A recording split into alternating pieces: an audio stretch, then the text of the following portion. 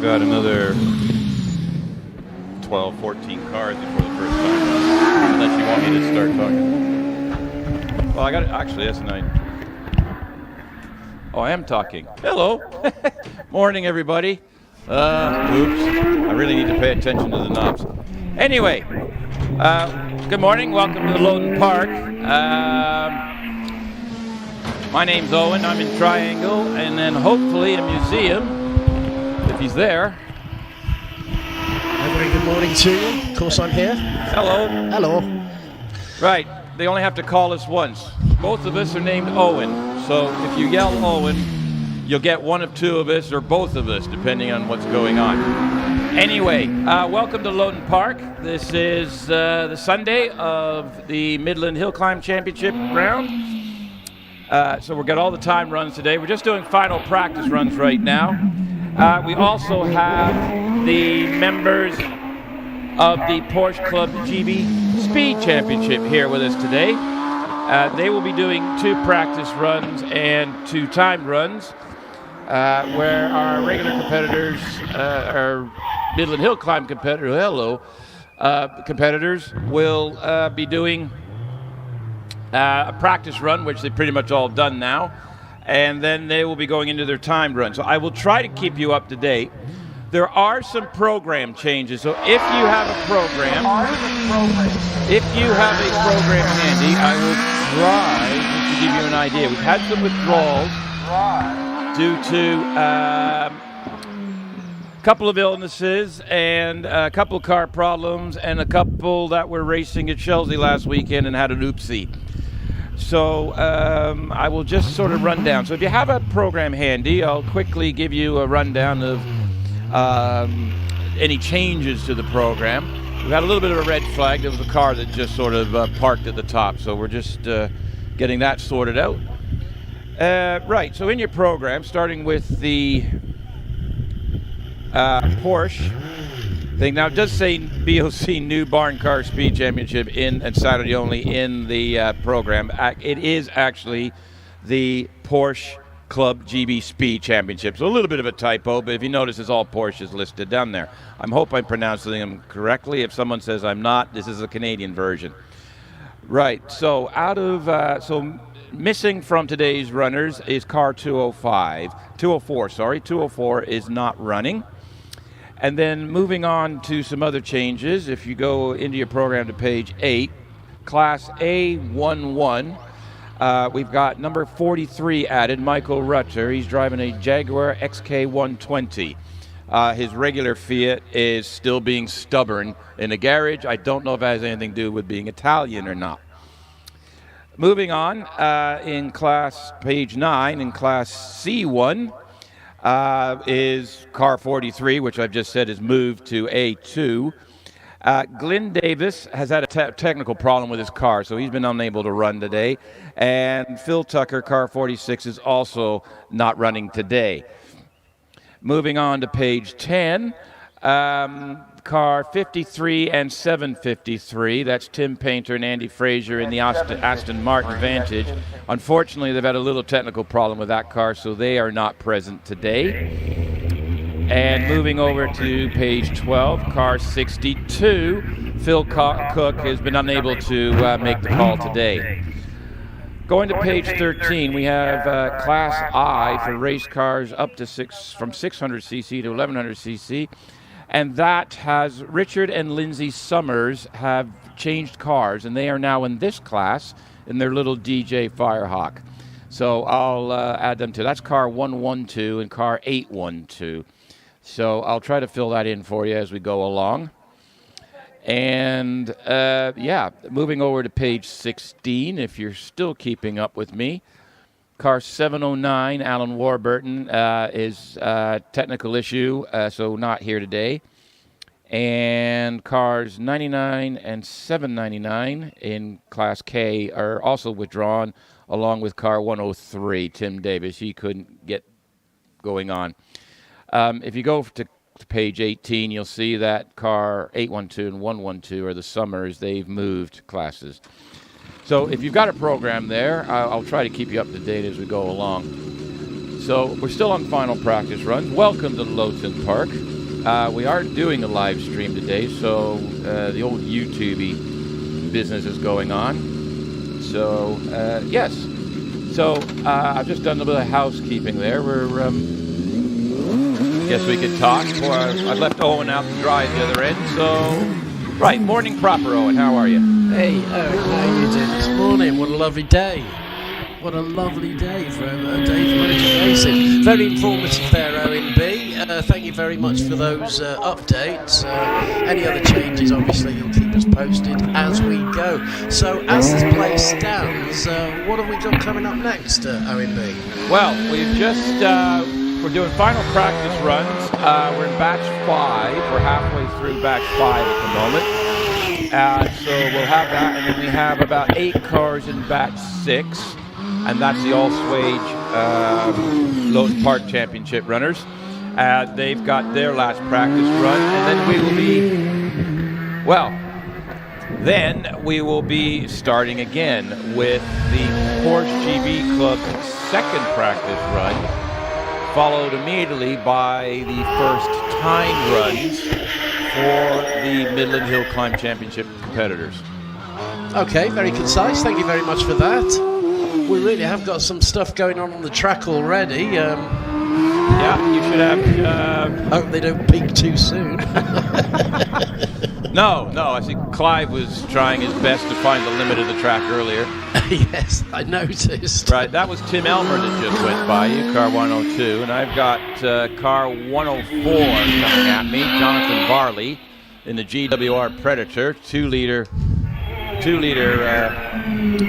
single-seat race car, beautiful shade of blue, coming through triangle, already up into keepers. Let's see, about 1856 through keepers. Sorry, 2671 through keepers. So he should be all ready to you. He certainly is. Just an entered fallow right now. He's taking the inside line with a pretty bit of stiff brake in there. But through museum with no complications, and away he goes to the finishing line. I will say 124 mile an hour up the top there. That's got to be the fastest today so far. I think it's the fastest I saw all weekend. So that's pretty speedy. Must have had some Wheaties this morning. Other cereal brands are available. Are we allowed to say that on these as we're talking to the rest of the world? Yeah, they wouldn't know what. Well, Wheaties is an American thing, isn't it? I've never been. I don't know. Take my word for it. I'll go with you. It is sort of a kind of a variation on Shreddies, I think. If that gives you some idea. It certainly does. Sort of, I guess, more between a shredded wheat and Shreddies, you know. 115 to you, Kelvin Broad. Here he is now, coming through fallow nice and easy, taking the inside line again on the museum. Around he goes, little dip on the front. And that final flurry, the vibrations coming through the commentary box are really remarkable. Right, I've got Simon Moyes, car 107 just coming through here. In the Gould GR59 1300 supercharged engine, this one. Not messing about here. We're getting some seriously low times coming here. 116 across the top of Simon Moyes. And Ian Tucker. Oh, this is Simon coming. Yeah, you've got Simon. That's Simon finishing now with a time of 46.78. Right, I've got car 109, Ian Tucker with an OMS 28, 1,690 cc's of horsepower under his foot or behind his bum, depending on where you're going. Already through keepers, 30.75, heading up the straight that I don't really call a straight. 86. And with me into fallow on the inside line. Looking very tidy on the track. What a lovely looking car that is, Owen. Yes, most of the competitors very proud of the appearance of their cars. Well, I should hope so. Everything's looking very shiny today, Owen. Very shiny. Yeah, that the sun has that. I've got Paul Krug coming through here, car 113 in the OMS 28, 3-liter V6 Jaguar powered, hence the paint job of the old Stewart Formula One team, which changed to Jaguar. 95 mile an hour. Braking quite heavy on the top of fallow, just taking an academic approach to the two corners before that final blip on the power to take it over the finishing line. We've got about another 5 or 10 yards to go after they pass me before they actually finish. 53.23 for the Jaguar. I've got Simon Andrews on his way up the hill to you in the OMS 28, 2.8 liter in this one. 109 mile an hour. Yeah, we're seeing some very, very exciting speeds at the moment. For practice runs, it's incredible. And through he goes. Museum, dealt with. Yeah, I think there's going to be some really serious tight competition today. They're going to keep us on our toes, I think. Well, I tell you what, if the track stays as it is, we are promised a great day's racing today. Terry Grave, car 115 in the Gould DJ55 XD 2650. That's a mouthful and a half, isn't it? Only for a The Wells Graphics Gould, 100 mile an hour to you, sir. Excellent.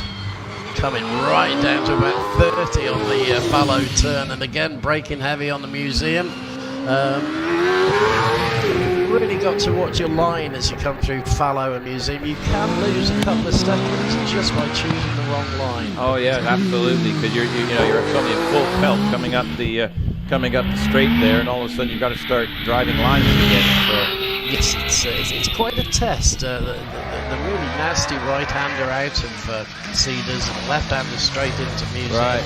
I've got car 116 making noises coming by me. Mark Coley in the Gould GR55 is a 2.5 liter V6 Cosworth powered engine.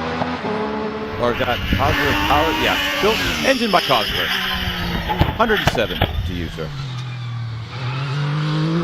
Looking great. Looking great. Stuck to the track like Araldite. Through he goes round the Museum and roars off to the finishing line. A lovely little flurry. 2 exciters up at the top here. If he actually used Erudite, would he actually move? You know, that's interesting. I'm not entirely sure. Perhaps that's something we should experiment on when the track's closed. Ah, right. We've got a car on the hill. I don't have any timing on it. It looks like it's car 118, but I can't actually... I've got no details on it. It suddenly popped up from... it was Martin Jones from Gotherington in a Brabham BT21C. But he's not on the timing screens. I don't think they've got him yet. Oh, there he is. He's popped up. We got him. So he's already to you, and he's already gone. So yes, I believe he actually wasn't able to make it yesterday, so that is his one and only practice run this morning, and a 58.46. Right. Right, we're already doing batch 6. I see what's going on here because of the brake. I think we're modifying. So I've got car 125 in the Austin A40 Farina Mark II 1098cc engine. Car of Dave Newell coming up to you. It will get there eventually. No. No, he's out there and we're sitting here, so we can't really argue with it. He's coming up to you. You should see him. 50 mile an hour. Here he comes now. Telford lad, local lad, for obviously Shropshire. And that A40 shines like a new pin. Yeah, he only picked the car up a couple of months ago. I remember at the beginning of the last event, he had the engine just on the Friday let go. He had to pull that one out from underneath the bench. Goodness me.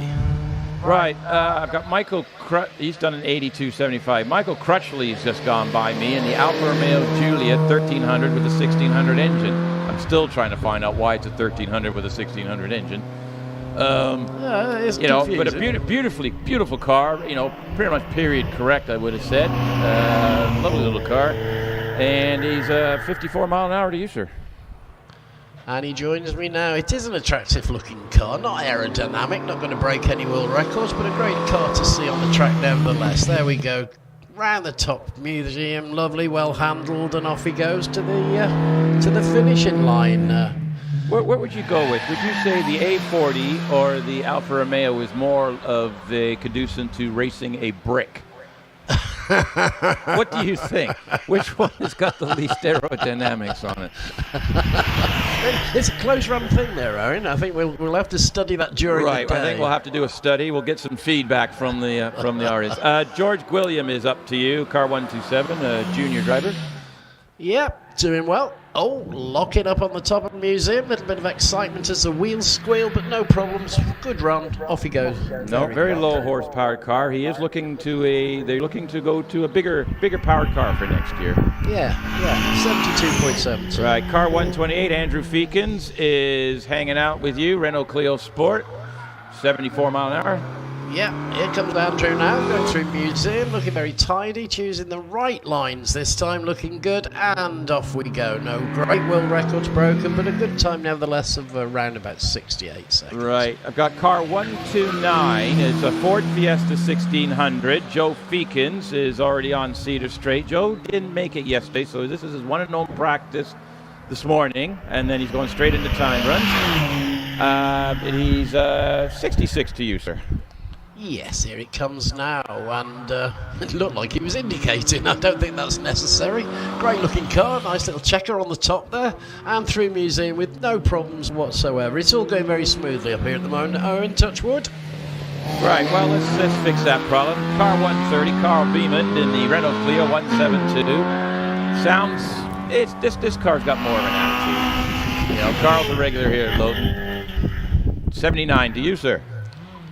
Yes, here comes Cole now going through fallow, taking the outside line on fallow to the inside line of museum. An interesting combination of lines. And away he goes. And through the top, nice and clean for 130 Cole Beemans with a 61.94. Okay, I think he's trying to get into the 60s with that now. All right, now. Right, we're now back to the beginning. Now, what's going to happen here?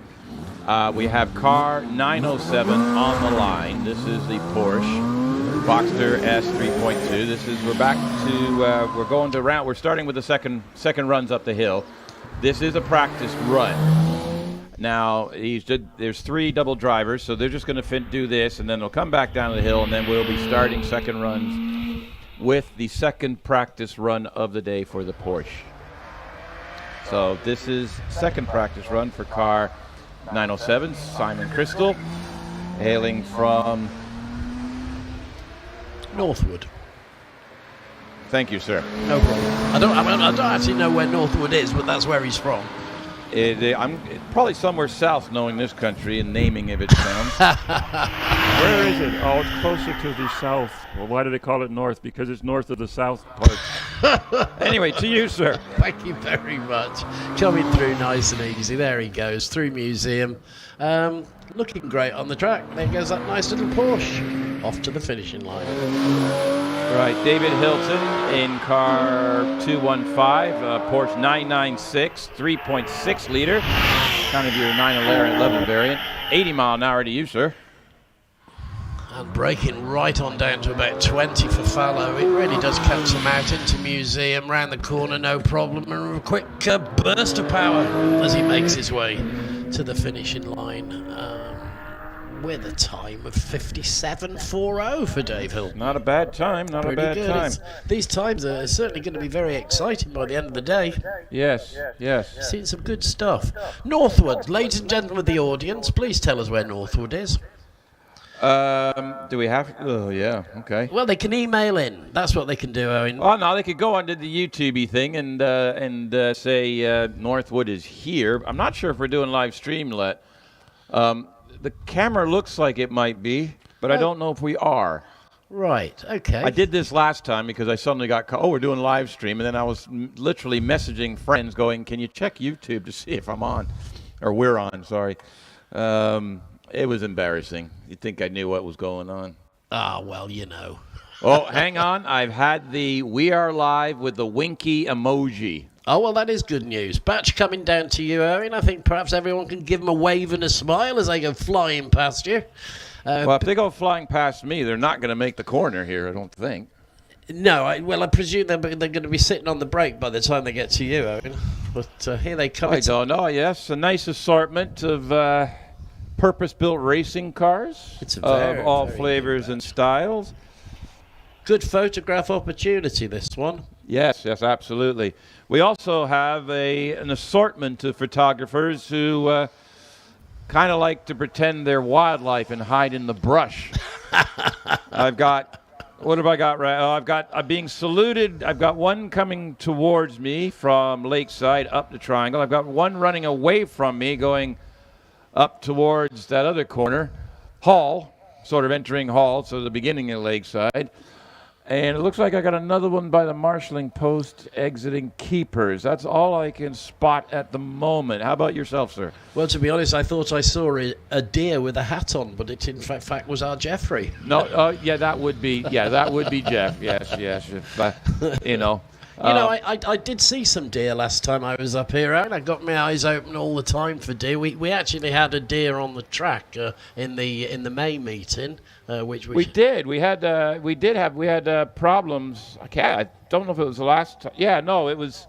I think it was the meeting before that, the one-day meeting. We had a whole herd of deer on the runoff road, like on the traveling around road. So that took some time, and then we had some spectators sitting on top of the old water tank there, and then we had we just had some weird stuff going on that day. Oh, never a dull moment. No. Great looking batch, this. I'm really enjoying seeing them coming down in their processional positions. Little A40 processional positions? That's a lot of syllables.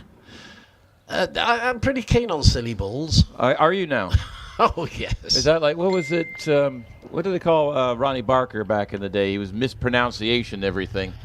Yes, he would. Yes. I mean, everybody knows, anybody that's been around a while knows the Four Candles sketch where with the accents and things. But, there was this, I can't remember what it was. Somebody at work brought it up, and it was the Society of Mispronunciations. And he would just jumble the words up, but he was so good at it that, yeah, it's just crazy. Well, I tell you what, by the end of the day, they're going to be thinking they've tuned into that exact sketch, I reckon, Owen. So just You think we're going to go there, do you? Well, there's always a danger, isn't there? There's always a danger. We're lulling them into a sense of, they're behaving at the moment, so it should be okay today. Yes, we won't get into ridiculous and things like that. Obviously, folks, you don't know us very well. They will by the end of the day, Owen. Yes. By the way, this is all unscripted. We have no idea what is going to come up next. So it is improv on an electronic level, I think. It is a very large level of improv, about 8 hours all told.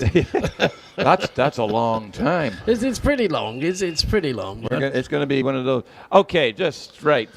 So let's get back to business. So what we've got next is the next batch is the second practice for the Porsche GB Speed Championship cars.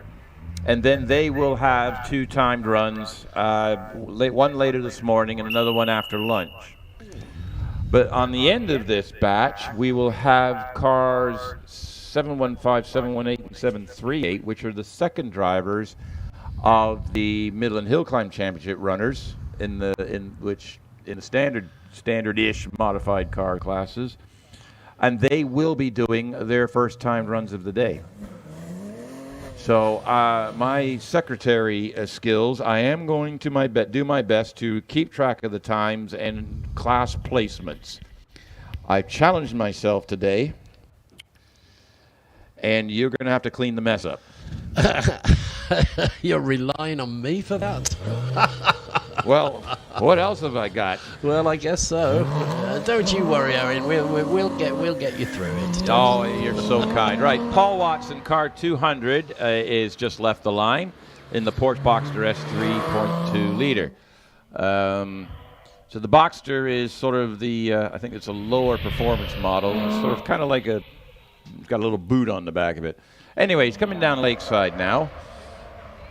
In through the little speed trap, 59 miles an hour on the entrance to Triangle. Through Triangle, a little bit of a hiccup. This is car 200. And up through Capers, a little bit on the brakes. I think he's just balancing the brake and the throttle pedal. I'm trying to read his number plate. It's got one of these private things. I'm not sure what it says. Might say Watson, actually. 75 miles an hour to you. And here he is coming through Fallow now, braking quite hard as he turns into the nasty right-hander, number 200. I can't see the number plate either, Owen, so I'm afraid I'm not going to be able to help you. Paul Watson there. Yes. Car 201, Jake Cartwright. Paul Watson did a 64.27. Jake Cartwright in the Porsche Boxster 2.7 liter, car 201, is already onto the Cedar Straight. Beautifully car. I don't have a speed on him. He's 2U already. Great paint job on this one. I love it. Absolutely marvellous. And through museum and off he goes. Didn't have time to give me a wave, which is... That's kind of mean. Car 202, Mark Morris in the Porsche Boxster S 3179, nice metallic gray version, is already up the hill. 6502 for the nicely painted car. So Mark's nicely prepared car is 60 mile an hour to you, sir. Yep, he's with me now, tenderly going through Fallow, treating him with the respect it deserves, up to museum, and round we go. No great world records again, but nevertheless, a good, safe round. I've got car 203, Howard Kretzy's come through in here, squealing the tires, no less, in his Porsche 718 Cayman GTS 4. 80 mile an hour to you, sir. Oh, he looks like he means business, doesn't he? And he's... through Fallow without any incident whatsoever, up to museum, took it like he's been taking it all his life. Round he goes, and away to finish. That's Howard Kretzy, car 203. Car 205, Hans Tanza in the Porsche Cayman S 22.5 liter turbo version we have coming at you. Beautiful red, nice and clean and presented. I've got a bit of an issue with time, keeping track of times down here at the moment, but it's on the screen, so call them out if you see them. They're coming thick and fast. 203 there. Hans Tanzer's just gone past me. 87 across the Cedar Straight, which is looking fairly good, with a final time of 61. Right, car 206, Adrian Rowlands in Porsche Boxster S 3.2 liter, already on the Cedar Straight, giving it a bit of welly, so it looks like a silver car with a black bonnet. 83 mile an hour to you. Wrexham lad he is, and he just left track for the moment, but he's straight back onto it, and it's only a wheel. It was nothing. It was nothing. Didn't see Through we go. And away goes Adrian Rowlands for a time of... Right, car 207 is another Ian Crystal in the Porsche Boxster S 3.2 liter. Through Keepers and 39, so... From the mysterious town of Northwood, isn't he? We're back to that again. Come on, ladies and gentlemen, tell us where it is. And I've just got Martin Leach coming through in car 208 in a Porsche 911E. Back to you. Well, we got 207 going through museum. Absolutely superb. These Porsches look great today. They look really good on the track, and they are going for it. Yeah, so you should have Martin Leach should be up to you. He's just coming up there. Old school Porsche 911E, 3-liter engine, 80 mile an hour. Here he comes now through Fallow, not losing too much speed and still maintaining it, locking up solid there at the top and museum, and away he goes, possibly losing himself half a second. Yeah, I've got 209, Stephen Jory with the Porsche 944 3-liter. I have to admit, I like the 944s a little bit more than the 911s. I don't know why. But Stephen Jory's coming through here and up the Cedar Straight, and 80 mile an hour to you, sir. Yes, he's joined me. Solid on the brakes for Fallow. Round through Fallow, braking again through museum, and off he goes. Extremely difficult left-hander into right-hander, fallow into museum. It is a driver's test, and at the moment they're all raising to it. Rising? Raising? Don't you raise? You raise bread, or you raise sheep, or I don't know.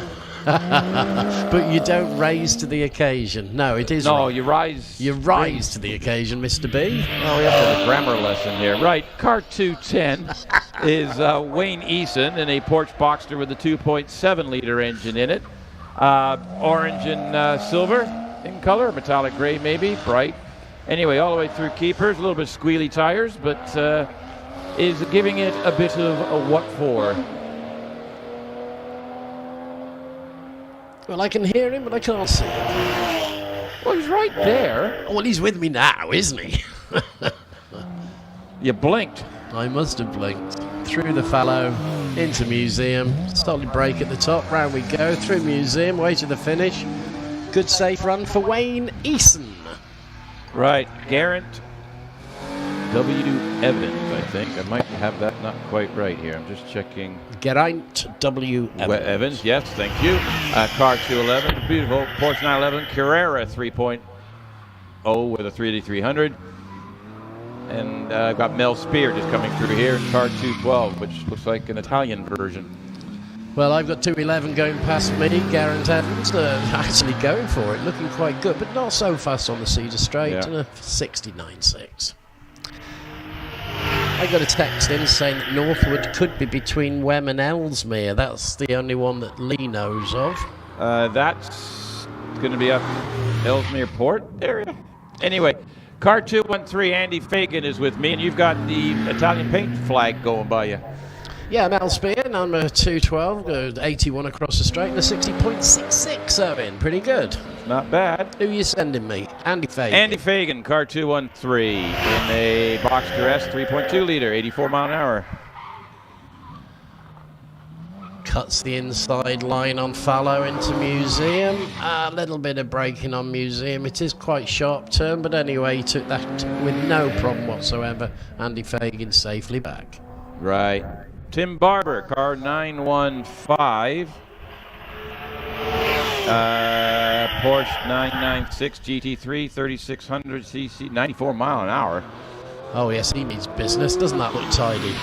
Through museum, locking up on the front just for a moment. Bounced it round the corner at the top of museum, and off he goes. Right, now, here we go, changing a thing. We have Dave Wilson, car 718, first time run in Class A1.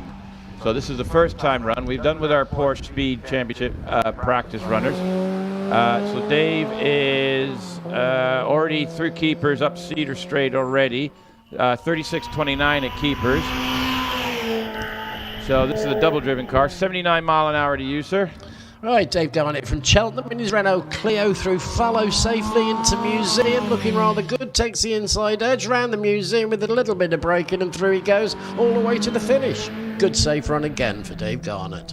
Right, we got Dave Wilson coming up in the little Peugeot 205. Beautiful little car. I kind of like this one. No arches or anything on it. 1905 cc engine in this. These are double-driven cars, so we'll see these cars again. He's already through keepers, 3370. He's heading up the straight to yourself. And we got a speed of 83. 83, not bad at all. And then here he comes through fallow. Yeah, looks great. Looks great. Really, really braking hard for museum, but quick recovery and away he goes. Good run from Dave Wilson. 59.81. Not bad at all. Right, I have one more, 738, car of Joe Hoyle, Caterham 7 Super Sprint, 2068 cc engine. This is a Class B car, double-driven. Joe double-driven, drives it with Ray Floor. So Joe's from Bromyard, already to you, 80 mile an hour. And through he goes, absolutely lovely. Taking classic lines through the museum. And off goes Joy with a time of 59.95. 59.95, that's not bad, that's not bad And that's a double drive car, though. That is a difference. So those are our three double driven for this batch. We are now just to make your life a little bit easier, we are now going to batch 3, and we are now into the first time runs proper for the day. Okay, well, they're sending some of the double drives back down to you. I can presume. I think they're going to send the Porsches back as well. Yeah. So I think this is a full end of batch, so we get the cars cycled around and back down again. Just having a look what is happening up at the top paddock, and yes, it does seem like they're going to send them down now. Here they come. Ladies and gentlemen, give them a wave, give them the smile as you see them go past. They are really working quite hard out on that track today. If you're following us online, the weather's not so bad out here. A little bit of gray overcast. The sun pops out, but it's a lovely day. As you can see on screen right now, the sun's up at the other end at the moment. So if you're nearby, why not come out and see us in person? Because we are better in person. Hang on. Dave Belton has messaged in. There is a Northwood down south, just south of Watford. All right. Thanks Told for you that. there'd be a south version. You did mention that. Yeah. Actually, and the gentleman's on his way. He has said, I'll be with you here shortly. So he's coming to see us this afternoon. So we'll have to have a shout out, to Dave. Well, it looks like he's coming to see a great day's racing for sure. We've had some smashing runs already, and it's only early. It's not even 11 o'clock yet. I've got a hi Owen from Lee and Lottie. Oh, hi Lottie and Lee. That one will be for me. That's familial. That's familiar? Oh, that's your Owen, right? Yeah. I forgot there's 2 of us. Good morning, Lee and Lottie. I'm delighted to hear that you made it out of bed before 11. I'm impressed. Right. Oh, we've got Ren Ward is watching from Barbados this morning. I'm guessing you've got a little bit of weather. We've got a nice British summer going here. I'm not sure what the weather is in Barbados right now. I can only imagine it's hot. If he's sitting on a beach watching this, I will be... If he's not sitting on a beach watching this, I'd be disappointed. Oh, hang on. I've now got all 9 cameras on screen there for a minute. I think everybody's like... We do have a lot of cameras, and I actually have 1 camera with a person that's actually doing panning down here this morning. Oh my goodness, does that mean your face may appear at some point on the television today? Not if they know what's good for them.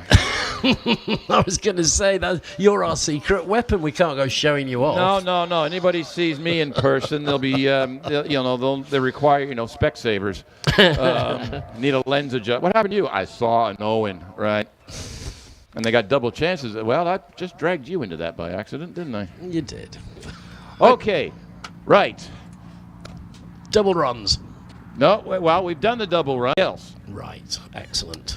So I, so far, have been able to write down the 3-time runs, but it's going to get messy. My screen, my other timing screen, is not giving me total final runs. I've been cut off, so I can't actually see it on the results screen. Oh, I see. So I'm relying strictly on the live stream screen, and that time disappears in a hurry. So if I haven't, are you going to keep notes of times as well, sir? Well, I certainly can let you know the times. Just in case I get into bother. I mean, obviously, I don't know if my screens work until we got a car on the track. But yeah, I've got everything except the actual final time. Oh well, I do have those at the moment. Is there anything you need bringing up to speed? Not on at the moment. I just want to try to. I guess this is our way of preparation. It's something new I'm trying. I don't normally prepare for anything. I just show up and... Yeah. It's always best not to prepare, isn't it? Yeah, because then they know what's coming. It's more fun when we don't know.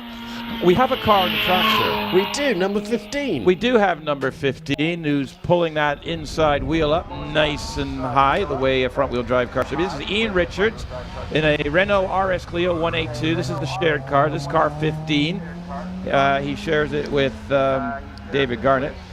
And let's see where we're at. So Ian's already onto the Cedar Straight. He the shared driver did a 64.15, so he's going to be looking to do better than that. 79 miles an hour to you, sir. Yes, here he comes with me now, all the way from Churchtown in his Renault RS Clio 182 through Museum and swing in the background. A little bit of entertainment there, but no problems. Off he goes to the finishing line.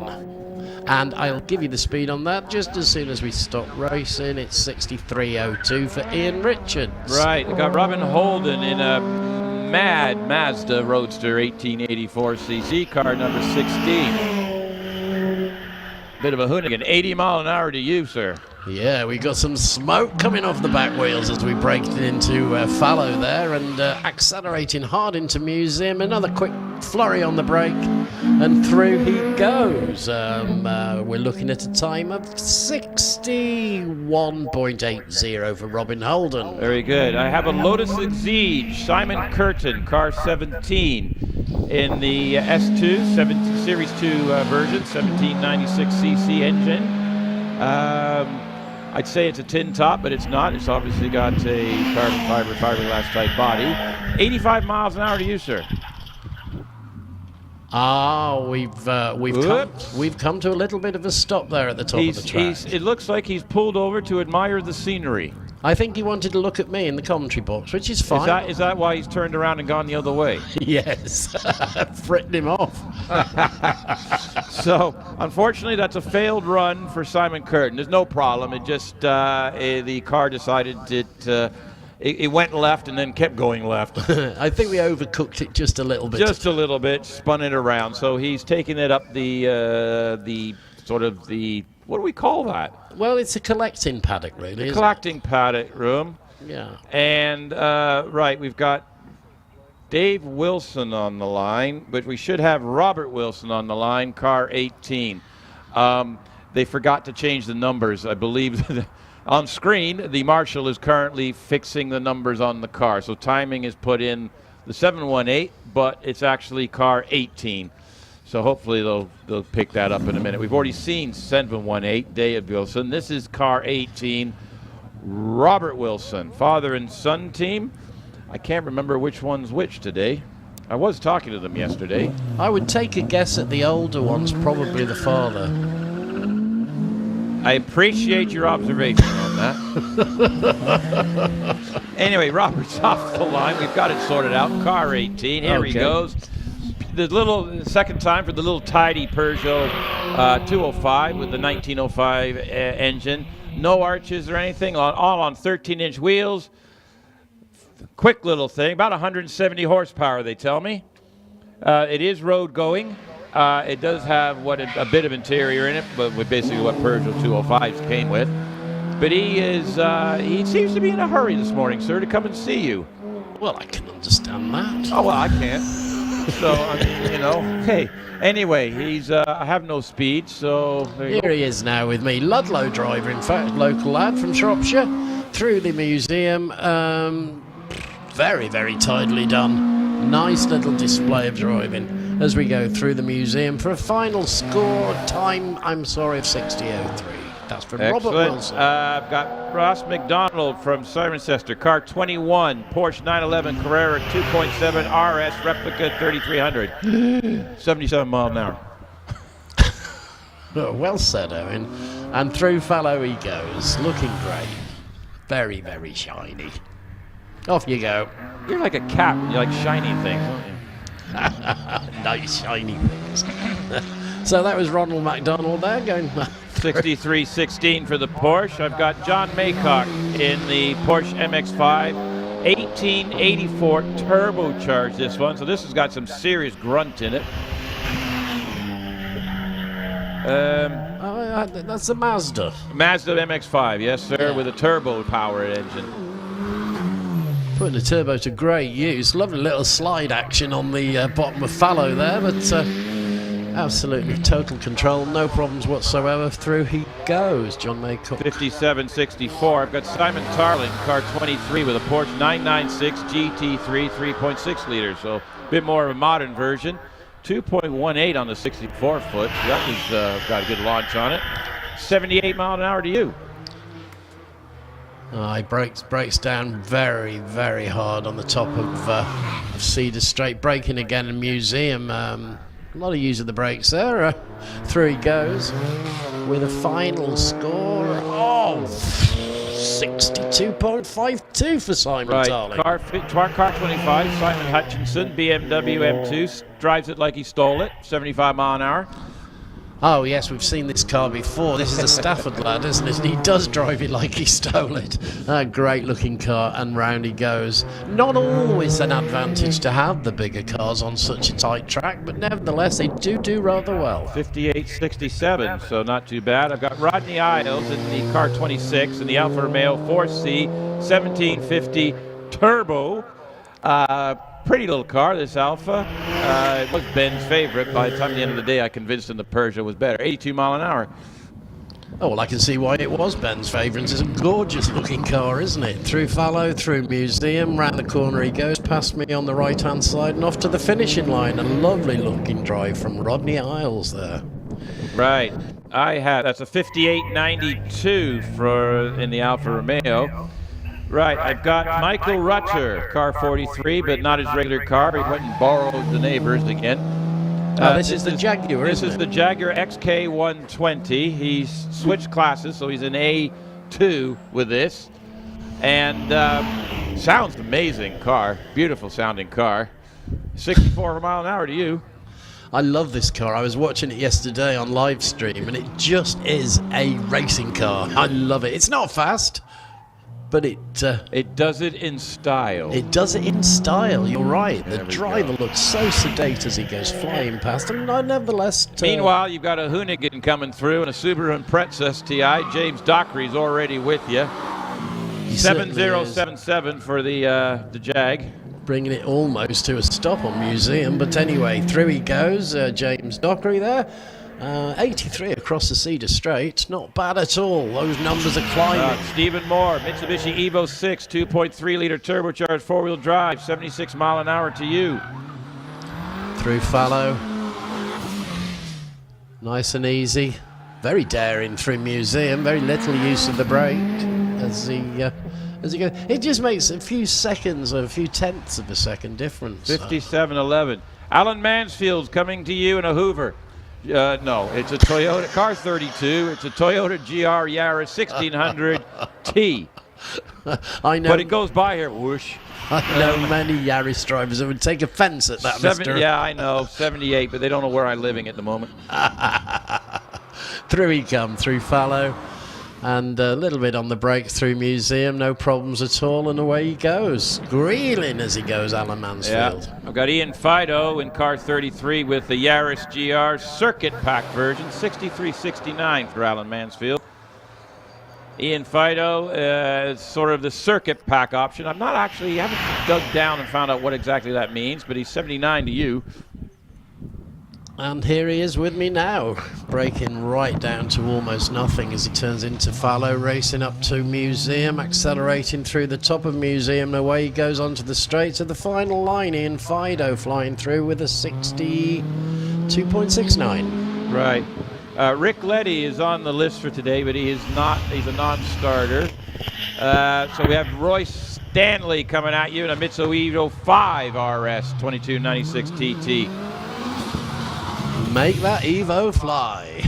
Right, and right behind him I've got Tim Higgins, car 37 in a Westfield, who hit one of the flip-flops, but it didn't stay up, so fair play.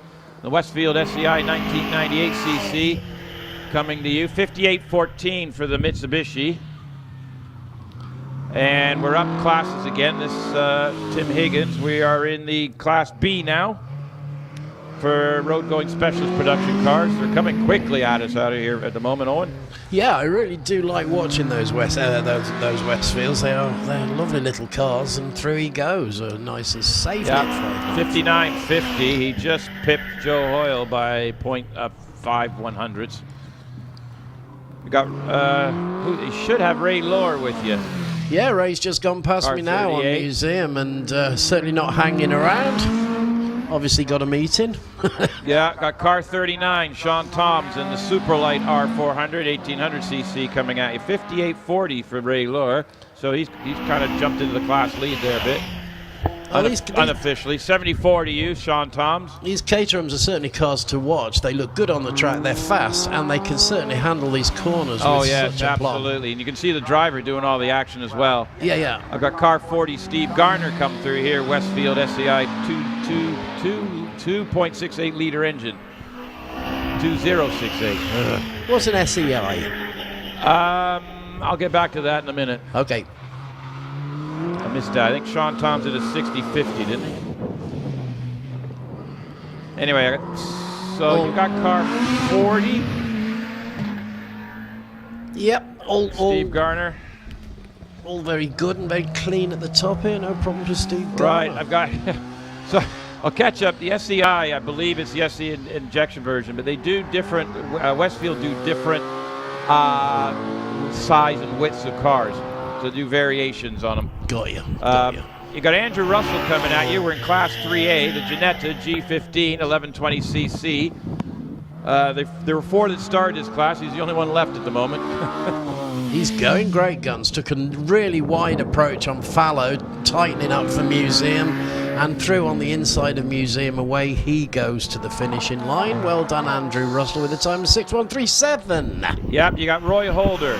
Bring it on. Car 49 in the Renault X85, he calls it, 76 miles an hour. Finally got the gearbox gremlin sorted out in this thing. Oh, that's good news.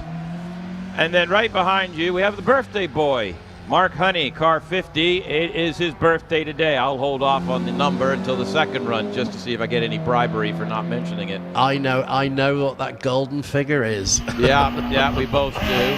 So we will hold it over his head later. But he's to you, 63.85 for Roy Holder. Here comes the birthday boy right at the top now into fallow. Nice middle line and fallow into Museum on the inside edge.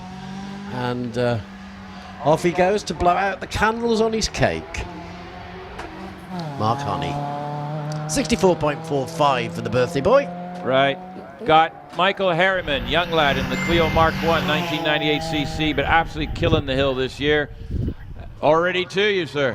He is indeed, and looking good, this lovely little Renault. And through Museum with a heavy brake on the front. But quick recovery. Off he goes, Mark Harriman, flying through. Right, you've got Richard Summers coming at you in car 812 in a DJ Firehawk 1070. You blink and you miss it. He was 106. I love these Firehawks. Look at this go. Oh, right through. Richard sharing with wife Lindsay today in this car. Great drive, a really great drive. We're looking at 48.06 for Richard Summers. I think this is going to be a very interesting class when we get to the rest of the runners in that class. I think so. 106 miles on the Cedar Straight takes some doing. Right, well, we're returning to batch, so I'll do a quick bit of housekeeping. You go for it, Aaron. In class, now everybody, folks, these are unofficial tie. I am unofficial. I am no way, I'm officially unofficial. That's how unofficial I am on this. But after the first time run so far, in Class A1, it looks like unofficially that Dave Wilson has the lead in that class with a 59.81, followed by Robert Wilson in a 60.03. So there's a bit of a family battle going on there for top 2. In Class A2, I'm looking at John Maycock in the Mazda MX-5 with a 57.61. Closely followed by Simon Hutchinson and Rodney Isles, which are very close together in the 58s. Jumping to A3, unofficially, I've got Stephen Moore leading in the Mitsubishi Evo 6, followed closely by the Mitsubishi Evo 5 of Rye Stanley. In Class B, the specialist cars, those Caterhams we just saw, I've got Steve Garner with a 57.27, followed by Ray Lohr with a 58.40. In Class 3A, Andrew Russell's on his own at a 61.37. And Class, I call it 3B, sorry, wrong thing. Class C1 is Andrew Russell, modified production 1400s. Class C2 for modified production 1400 to 2 liter. We have Michael Harriman with a 59.86, followed by Roy Holder with a 63.84. And the birthday boy is just behind Roy. So there's a battle to be won there. And that's where we are in the classes. So. Excellent. Well, they're coming down to you now, Owen, as we speak. They've just left the holding paddock, and they'll be with you very shortly, I imagine. Actually, they're already past me. Uh-huh. I was so busy rambling on about results and numbers and things that... You know, good information. Yeah, information. I've got major bulletin, major news. Uh-huh. The ice cream truck's here. Ah, Mr. Whippy. I don't think it's. What's he say on the side of this thing? I can see traditional ice cream. It is worth pointing out, isn't it? We've got ice creams, Well, we've got you beers. can't. I mean, the seaside and motorsport events you can't do without ice cream. Well, of course you can't. It's an absolute And I must. apologize for putting seaside first. And if you want to give one of the faster drivers an ice cream cornet for me, I shall grab it as he goes past. Yeah, I don't know if there'd be much left of it when it got there. It would be interesting. They should add that as part of the discipline that you have to carry an ice cream. Yeah, you have to carry an ice cream. It's like the old egg and spoon race, except we're going to, or the eggs in the lap thing. It's like, nope, Yeah. you got to get an ice cream from the bottom of the... Maybe we should do a top 10 shootout on ice cream, the fastest ice cream delivery up the hill. I think that's a very good idea. And also, just to add a little bit of intrigue, halfway up Caesars, we could stop and sew on a button. No, we can't stop and sew on a button. We're dealing with pointy, sharp objects. Oh, good point. Yeah, You know, me and you have been told we're not allowed any type of sharp objects whatsoever. Well, I certainly know that you're kept away from them, and it makes total sense, Owen, at the end of the day. What are you saying? Hey, you're a lunatic. Well, What a place to sit. Good to see some people making it up to the top. Well done, guys. It's quite a climb up here, but it's certainly worth it. yes, I have. I've got a nice selection of individuals out enjoying. Well, I've got some sunshine at the moment, so they're enjoying the weather. Yeah. And I just had one of those wildlife. Something just pointed something at me. Was it a gun? It was big enough. It was about the size of a bazooka, to be honest. So it could have been. But I'm still talking, so obviously He missed. they missed. Yeah. It's one of our photographer, young lady photographer. This young, I believe. Well, I hope so. If not, I need to hide for a while. Right. But yeah, I have an assortment of families. I've got some very youngins, and I've got young in heart, young physically, young mentally, and dig me out of this hole, will you? I'm just fascinated watching you dig. It's amazing.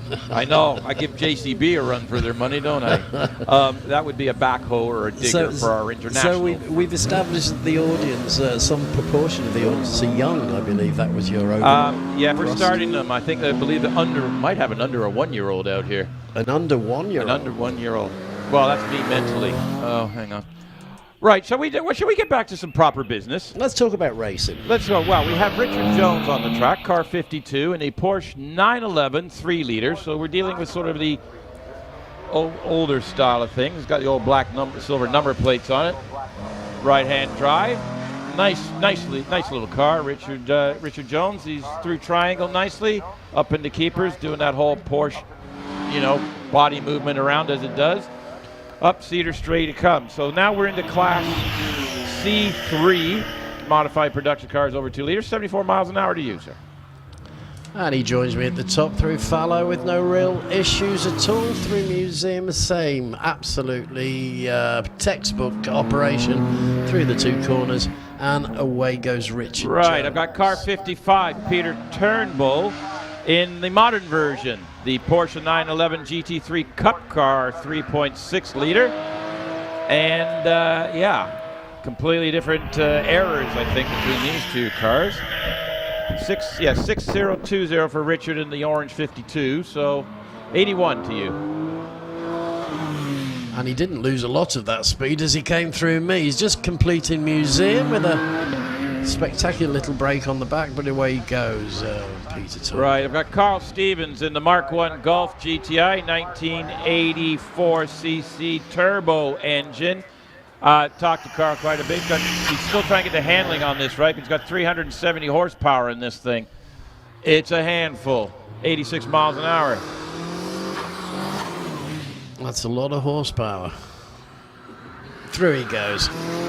Museum completed. No problems at all for Carl Stevens. He makes his way to the finishing line. 58.33. I think that's his best time of the weekend so far. I've got Paul Howells from Colford coming here in a beautiful Porsche 911 RSR. So we're back to the older one. 3.8 liters. To you, sir. There's a lovely looking paint job again. I like this colour. It's a great car. And through fallow, through museum, and that final push of power to the finishing line. Right, we're jumping on to, what is that, 54.84 for Paul Howells, so that kind of puts him in the lead. I've got Richard Price at you already in the Caterham, 92.9 an hour, very quick car. The Caterhams are looking good today, and he really is speeding between the two corners, breaking into Museum. Away he goes past me, on his way up to the finishing line. A nice clean run there from Right, Andrew Richard Griffiths in the Caterham Hayabusa 1600cc, already to you. 51.90 for Richard Price. The Hayabusa. Through Museum he goes, number 61, Andrew Griffiths. Right, car 63 is coming at you. Ash Mason on a mission.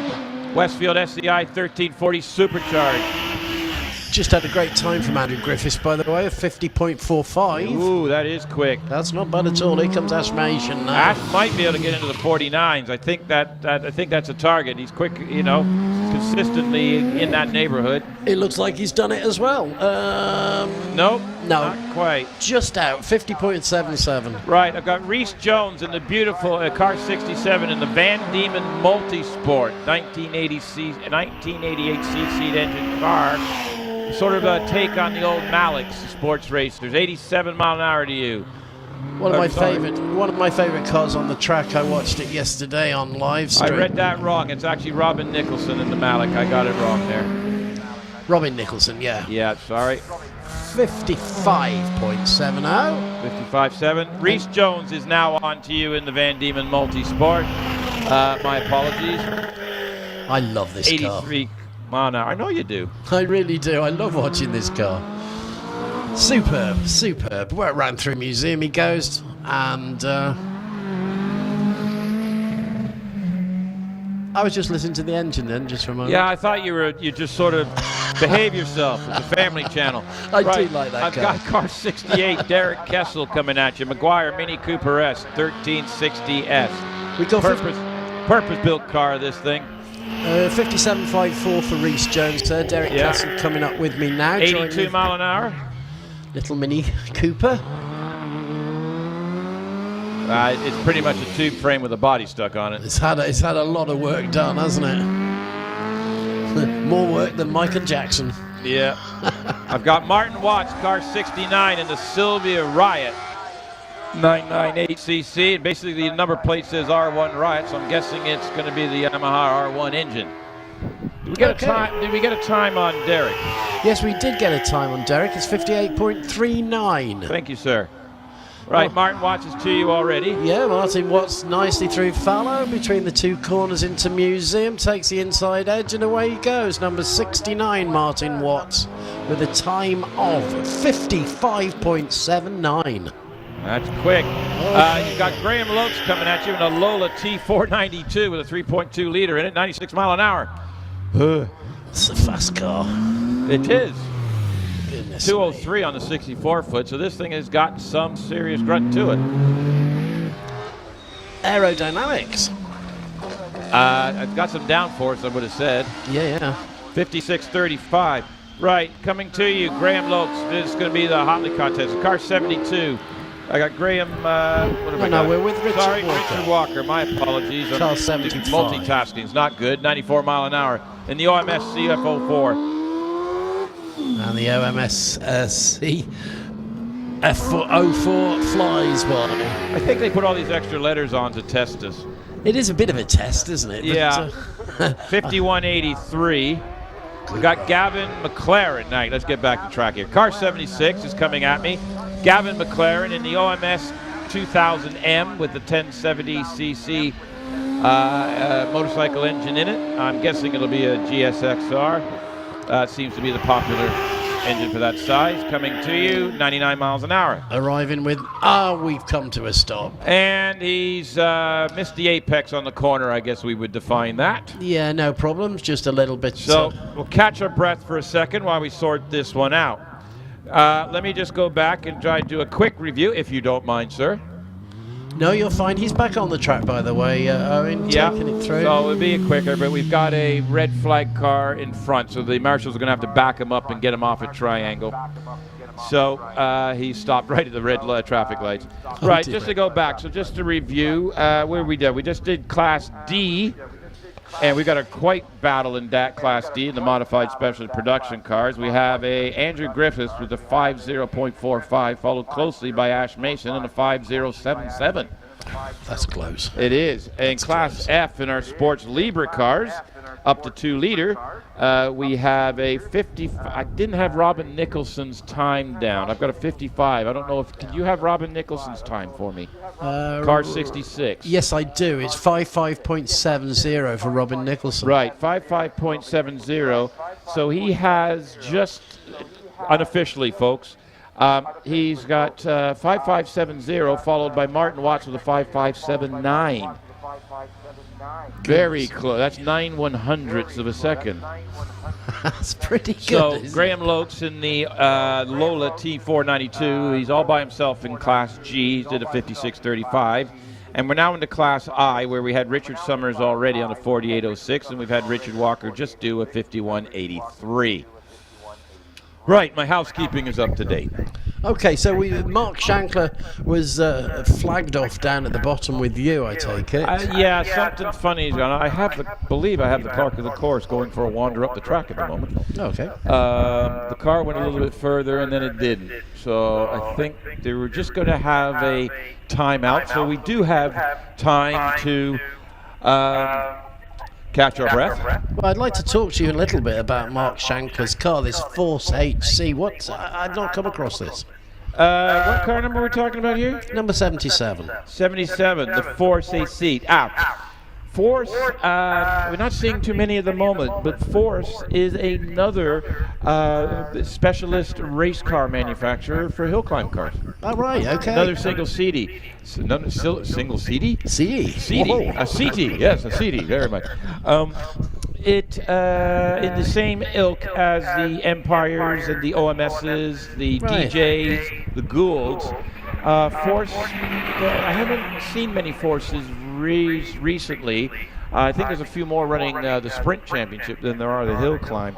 Have you worked out why Mark was flagged, Owen?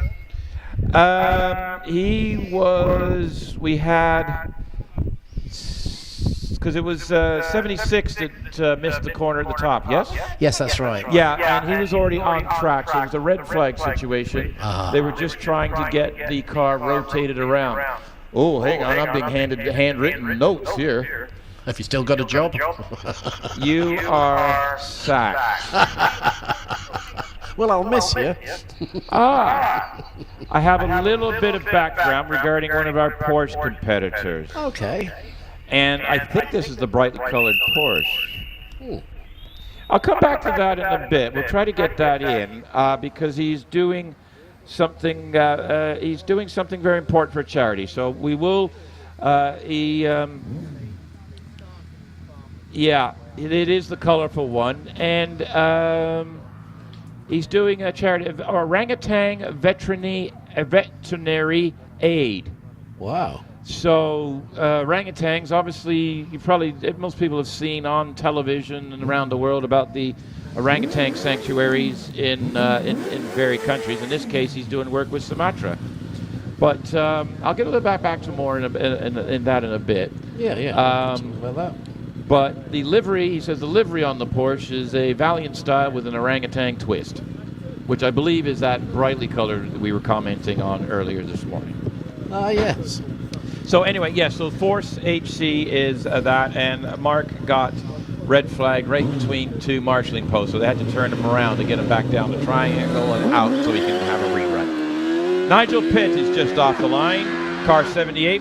Nigel hails from Worcester, the OMS 3000M, and he's got the 1-liter motorcycle engine strapped to his rear of his car. Good place to keep it. I think we got a timing error because that's going to be a world record. His 64-foot time says .80. That's fast. That's impressive. That's got a lot of grip in it, and maybe just a bit of an error on that one. Anyway, he's through me already, through keepers up Cedar Straight, gathering up some, getting those ponies all going at 91 mile an hour to you, sir.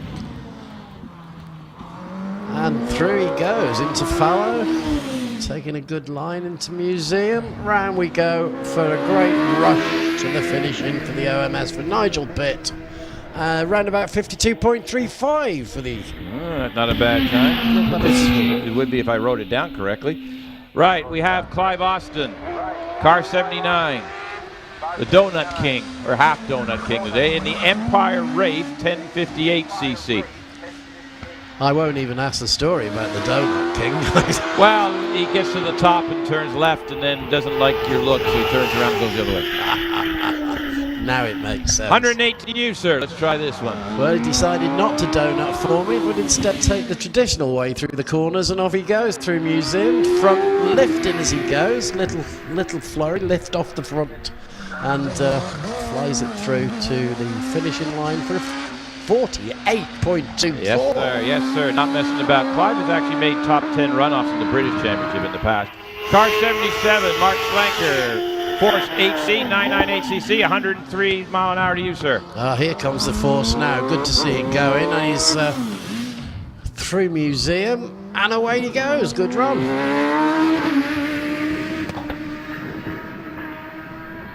.103 across the Cedar Straight. 51.54 for Mark Schlenker. I got Rob Clark coming through here. Beautiful. The car 80 in the Empire Evo 00998cc. This class is racing cars 600cc to 1100cc we're currently in. And the Empire Evo joins me at the top as he enters Fallow quite tenderly. Quick acceleration between Fallow and Museum. Hard on the braking through, and off he goes to the finishing line. They really don't have very much space between Fallow and Museum. It really is a test. I've got Lindsay Summers double driving with her husband, what's his name? Richard. In the family, they brought out the Firehawk this weekend, the smaller engine car. And we got to go for bragging rights here. So Richard did a 48.06. Lindsay's 105 speed, up to you. Just going through the top museum now as we speak with Lindsay Summers, and looking like he's going to get an under 50. 49.96. Yes, just under. So, nice tidy run. I've got Graham Williams in a high-tech CG 2008 998cc engine car. This is a pretty little car. I'm not sure what a high-tech is, so it might be a conglomeration that he's built in his garage, which in hill climbing and sprinting, you can build a car in the garage to whatever you fancy within safety and some class restrictions. Anyway, Graham is with you already, sir. Yes. And he has left the track, but he's now back on it, and he's carrying on to the finish. Is that, I think that will count as a fail or 4 wheels off. But is that like Elvis leaving the building and then changing his mind for an encore? Yeah, he did leave the track all 4 wheels, but at the moment the time stands at 6:032. We'll see. Right, I've got car 787, Jamie Chalmers in the Van Diemen RF86 1600cc. We are now jumping to the Formula Ford racing cars up to 1600. This is going to be very competitive. We have 2, 4, 6, we've got 8 competitors in this class, and we got 2 father and son teams going here, sharing cars. So 75 to you is Jamie Chalmers. Braking very, very heavy for the left-hander into Fallow. Braking again at Museum, not wanting to scratch the vehicle. Round we go. Right, I got Richard Weaver, father of Tom Weaver. They were usually out in the little Wings and Slicks car. Well, they brought the Formula Ford out this time. So Dad's up first in car 789. We've got these double drivers going here, so he's up to you already. Sorry about this. Steve Morgan at 786. Dad as well, Van Diemen RF89 has already passed through me. Well, we've got finishing times for Richard Weaver at 60.04. Steve Morgan next on the track, coming through Cedars at 80 miles an hour. Going to join me as he does, braking heavy into Fallow, but speeding up again between the two into Museum. Beautifully done. Takes a right, and off he goes to the finishing line, Steve Morgan. Right, these are all double drivers, so these are the second driver runs for the next batch. This is Trish Davis in the Rainyard TKD YV82. Why did they do this to us? It's a fast, good-looking car. 96 miles an hour to you. Lovely looking thing it is as well, the yellow banana. Do we have? I need a time on Steve Morgan when I can. 59.80. And there he goes. Yeah, Steve Morgan 59.80, followed by Steve Morgan with a 51.26. Bernard Kevill joining me now as he comes into fallow, breaking heavy and through fallow into museum. Lovely little sprint between the two, through museum with no problems at all. Off he goes to the finishing line. Bernard Kevill flying past, looking like a good time, possibly under 50, 49.65. That's not a bad time. I've got Anthony Hutton, car 815 in the Gould DJ55, the rolling billboard, let's just call it. Shares this drive with Terry Graves. And he's already up to you. I'm looking for some good speed out of this thing. 96, a bit more. Ah, it's fantastic. Screaming through museum. Winding it up. Yeah. Winding it up. We're actually getting that one, the noise actually on 4802. That's a good time. 96 across the Cedars.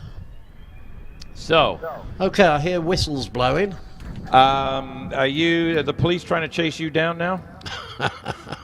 They'll never know what you like. They'll start chasing you. Well, it won't chase you very far, but they're not chasing me anywhere today. I'll give myself up. Yeah. You'll just go for the ride and escape later, right? Is that what we're doing? I think that's the plan. That sounds like a good plan. Right, a little housekeeping, I think. For the race cars. I think Gavin McLaren failed in Class I, didn't he? Yes, he did. He left. Yeah. So let's have a look at the race cars Class I after the unofficial first runs. We've got Richard Summers at a 48.06, Clive Austin with a 48.24. Lindsay's third at a 49.96. So that's kind of that class there. And then we've had double runners from several other classes. So we will, Right. I'm pouring myself a beverage. Isn't that funny? I've just done exactly the same thing. It must be 11s. I have no idea what time. Oh, wait a minute. No. Oh, dear, we're early. It's 10. According to that, it's 10:28. What time is it? It's actually 25 to 12, but that's not right. No, it's got an 11 in front of it. We're going for it. So we should be now at back number. No idea. Batch 5? Batch 5. We've just run car 787786. You can tell I'm thinking, we're leaning into sort of batch 5 now. Okay, well, we're sending them down to you now, leaving the paddock. The little open tops coming down first. I don't think calling a racing car an open top. Well, hello. Great commentary, guys. At Loton, watching the live feed and spectating trackside. Oh, thank you. Hi. That's Belts. Glad you're here. Yeah, I'm sorry. I'm reading it out loud and realizing everybody can hear me. I'm a mile away and I can hear you. Yeah. I'll turn the microphone on and see what happens. Yeah. Right, we got another message. Okay. Nice to see a dry, sunny day. Well, the sun disappeared for a minute. Thank you for the compliment. Watching from sunnyish Cumbernauld. Oh, land of the income tax. It really land is. Of the income tax? Yeah, Cumbernauld. Great big income tax place up there. Is that Scotland? Yeah, watching us all. See, I can get away with my accent. I can get away with not knowing where anything is, regardless of the fact I've been here 23 years. 23 years? Goodness me, could you speak any English when you arrived? No. Do you have French? I had to learn, they call it Quebec French when I was younger. And it is, Canadian French is kind of slangy version of French. I was talking to Benoit about this. I see. And there is quite a different, it's like a regional thing, but it's a lot more slangy. Right. But it's only spoken in Quebec. Although if you're in federal government, you have to speak it across the country. So the country's bilingual, but Quebec is the only country that actually speaks French. But when I rallied there, because the Quebec used to hold about half of the Canadian rally championship rounds. So it was sort of a French-English thing, but most of them know both. But some people in the outreaches of Quebec cannot speak English, or do not speak English. I think perhaps this afternoon we should do the whole thing in Quebecian French. What do you think? I think the two clerks of the course are staring at me, will yank me out of the booth and drag me off. They are literally staring at me going, "Don't you dare." Ooh la la. Okay, well they're all leaving the paddock now, making their way down to quite a jolly procession of some beautiful looking cars. Really well turned out today, I think. They're all looking tops. Yeah. I mean, most competitors, they do take pride in their vehicles. Well, it's actually proven that the shinier the vehicle, the faster it goes through the air. Do you have the scientific proof at hand on this? Yes. I've done it myself. I've scientifically polished my car and then taken it for a run, and then found it's gone so much faster. But I don't even know where to go with that. No, it's just one of those things. You flubbered me, and I'm thinking, I've seen you drive, and I'm trying to picture he actually does go faster. I brought my Kona up the track last month. I had a little go on the track myself. Yes, which is why you're not allowed on it anymore. That's right. I see. Yes. Now we're getting somewhere. Yes. So we're in a recess. Well, we're just getting the little Maguire Minis just coming past me, and the Riot, which I think he's having a lot of fun in. Was that what you call it? You're having a riot is having fun, isn't it? Or is that different in this country, where a riot is where two groups of people disagree with each other? Well, I think you can have fun until the looting starts, and then it changes gear a little. Luton, isn't that somewhere in Bedfordshire? I believe it is. Ah, right. Okay. Eric Morecambe's favourite football team. Is it? Yeah. I don't do football. I don't understand it. American football, kind of, which is kind of like the heathen version of rugby. Well, no, rugby. Rugby is, you can't compare the two. No, there really is no comparison. No. One takes great great skill, and the other one happens in America. Ooh. We're going down that road, are we? I don't even know if I'm allowed to say that. I'm awfully sorry, America. Well, I'm not sure if we have any. I'd like to know if we've got anybody from North America, though technically the East Coast is 5 hours behind, so for them it'll be sort of like 6 a.m., 6:30 a.m. They'd have to be pretty keen on motor racing. Yeah, well, they are. They're the mass bunch, but we've got, the Le Mans, 24-hour Le Mans is on right now, so a lot of my friends are out doing that. Oh, exciting. So they've got live coverage. Yeah. Right. We have a car on the line. This is Carol Nichols, car 84, in the Nike Mark IV 1600cc. So we're now into the the rest of the Formula Ford cars. Now we've got back to the time runs.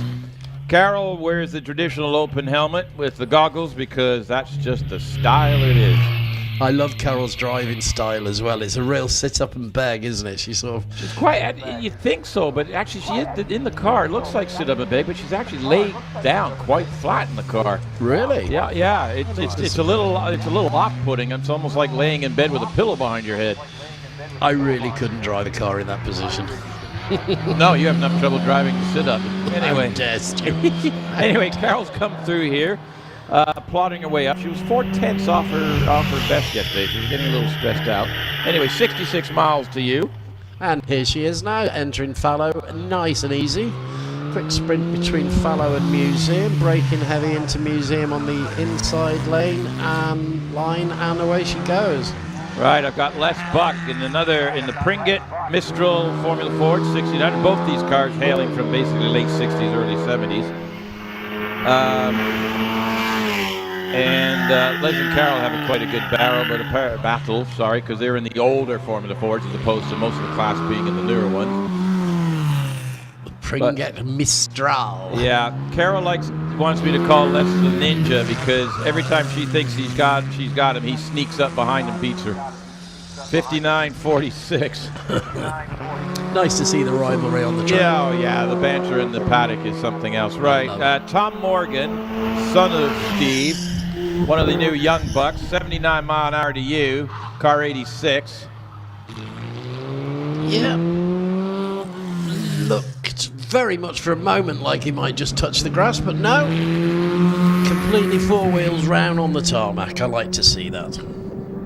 Absolutely, that's a time, 58.84. Right. Now we got Alex Coles in car 87, another Van Diemen. young lad. So we got father and son outings, 3 pairs going here, I believe. And he's already up to you, car 87. What do we got speed? 89. Oh, and Whoa! we're off the track and back on the track. Yeah, just took a slightly wider line than normal. I would believe that's 4 wheels off, so it's a fail. But Was an ambitious. he was giving it some. Still did a 59.10 with that version. Yeah, that was the most unusual approach. Right, Tom Weaver, very quick young driver, and his dad's there. Locked the wheel up hard coming into triangle. Absolutely giving it everything. This should be a very quick run, although he got a little over aggressive, missed the apex in triangle. He's already on in car 89. He's already on the Cedar Straight. See if he can get it above 90 mile an hour. 89 mile an hour. Here comes Tom now joining me, and through fallow. Looked a little suspicious for a moment, but okay. And Museum the same. Absolutely pushing this car to the limit. A little bit slidey on the track. 56.28. That is a ridiculous time for a Formula Ford. He's done well.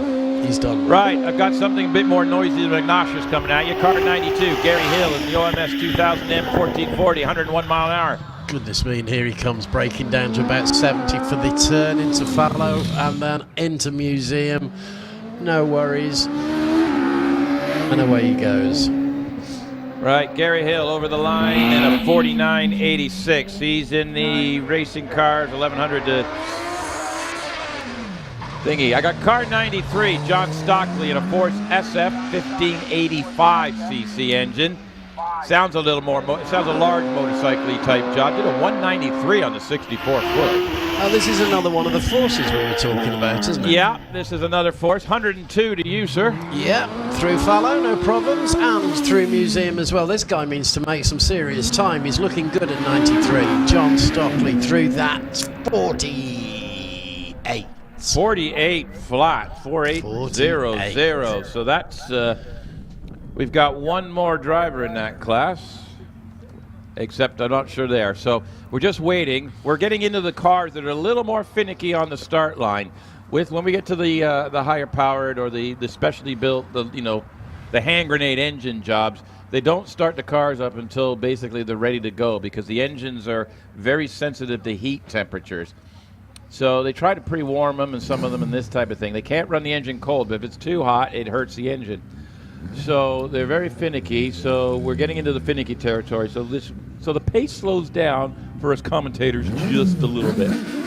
Oh, well, that's nice. So I can hear the car fired up to just getting lined up to the start now. This is car 100, actually. This is Michael Tregoning in the Pilbeam MP88.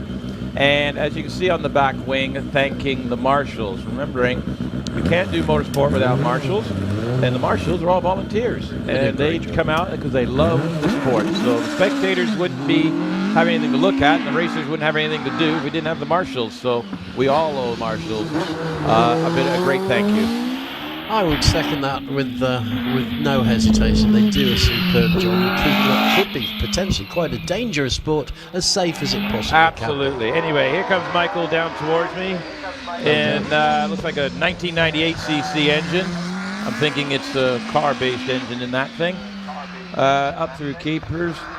There's 212 on the 64-foot. Beautiful old car, though. Onto the Cedar, not so straight. 90 miles an hour to you, sir. Yep, here he comes now, making his way through fallow, quite gingerly, but nevertheless through safely. And a real bit boost of power to the end. 53. Yeah, 53.31. Got car 101, Terry Davis in the Rainyard, TKD wide V8 2-liter. This is a custom-built V8 engine based on old motorcycle engines. I believe he is the builder of these engines.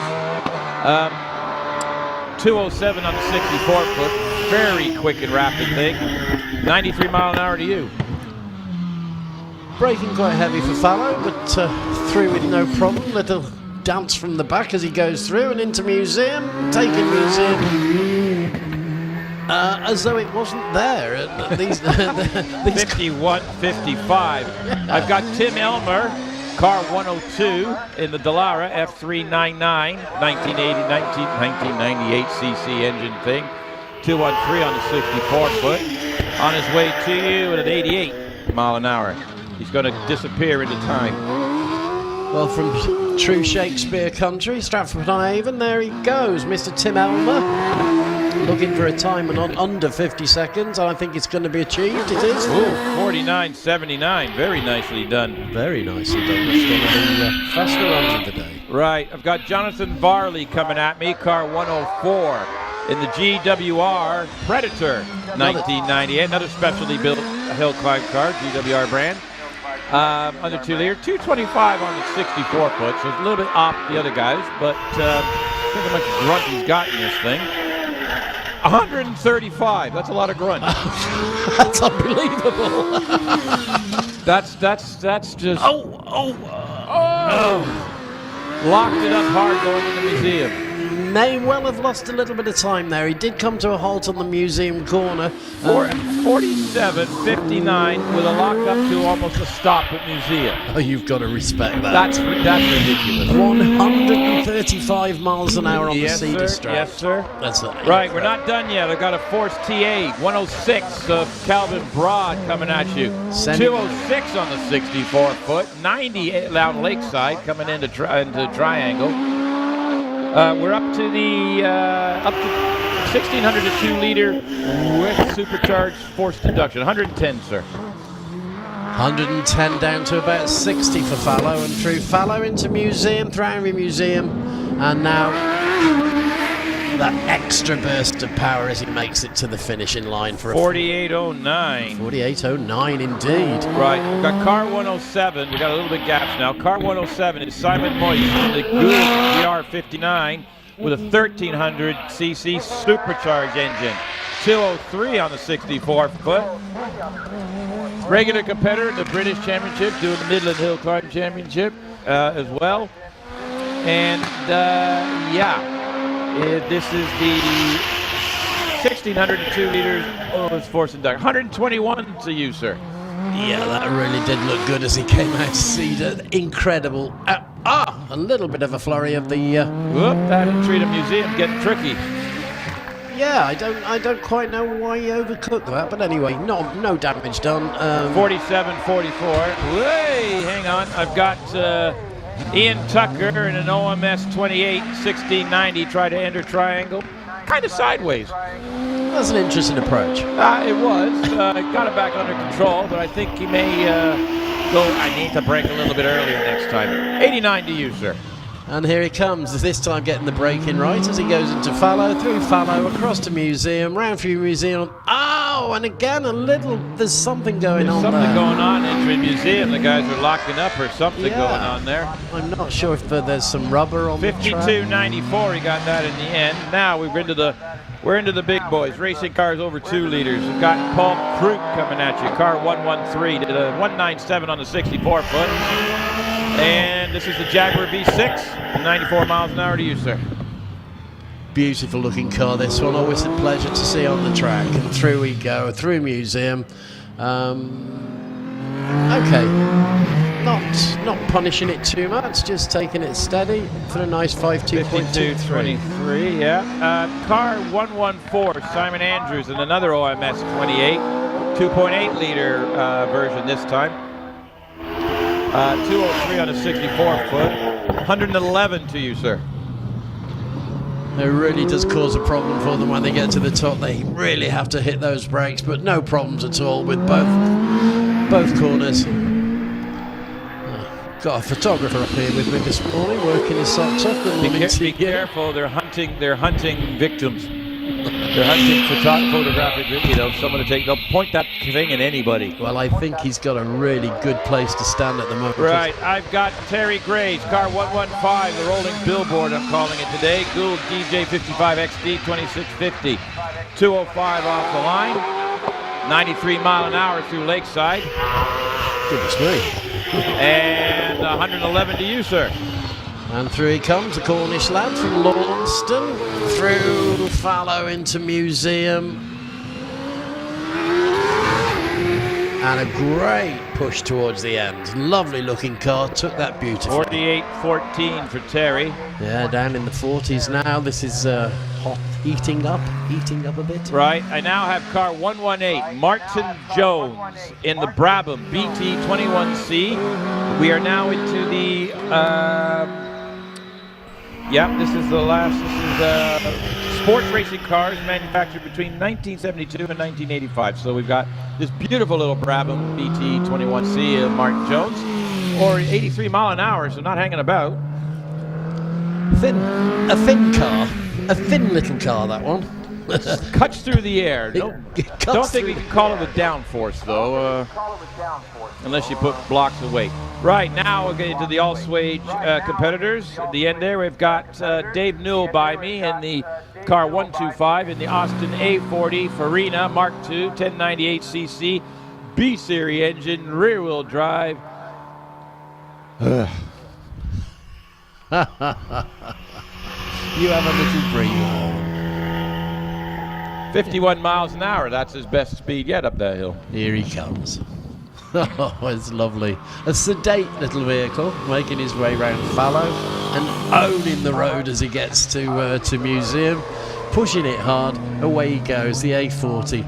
Back from the days when cars looked like cars. Well, I've got Michael Crutchley, car 126 in the Alfa Romeo Giulia. The one is a remind me at lunchtime to go find out why it's a 1300 with a 1600. Every time I see this thing, I keep thinking the Italian job. What those old police cars in the Italian job, these things? Yes, I think you might be right. I know. I don't hear that often, by the way. Someone telling me I might be right, so I will savor that moment. Thank you. I've got George Gwilliam through, one of the junior drivers from the Midland Automobile Club's little sort of get started championship, who's expanded out to do the Loton Championship, and he's in that little course at 12:29. I think it was 77.25 for the Alfa Romeo, I believe. For the Alfa Romeo, 77.23. And right. Here we are with the Andrew Feakin, George Gwilliam, going through. No, I've got Andrew Feakin. Yeah, you get George, I got Andrew. You keep a hold of Andrew, I'll look after George. Well, Through he goes. I need someone to run out there and stop him because George is by me. 72.39 for George.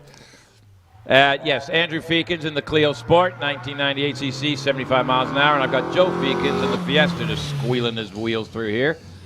And I've got Andrew Feakin just finishing off as he goes through Museum. No great world record, but nevertheless a good safe round. And through he goes at 69.97. Joe Feakins, we're ready for you, my friend. Well, you ask and you shall receive. Here he comes, just right on cue.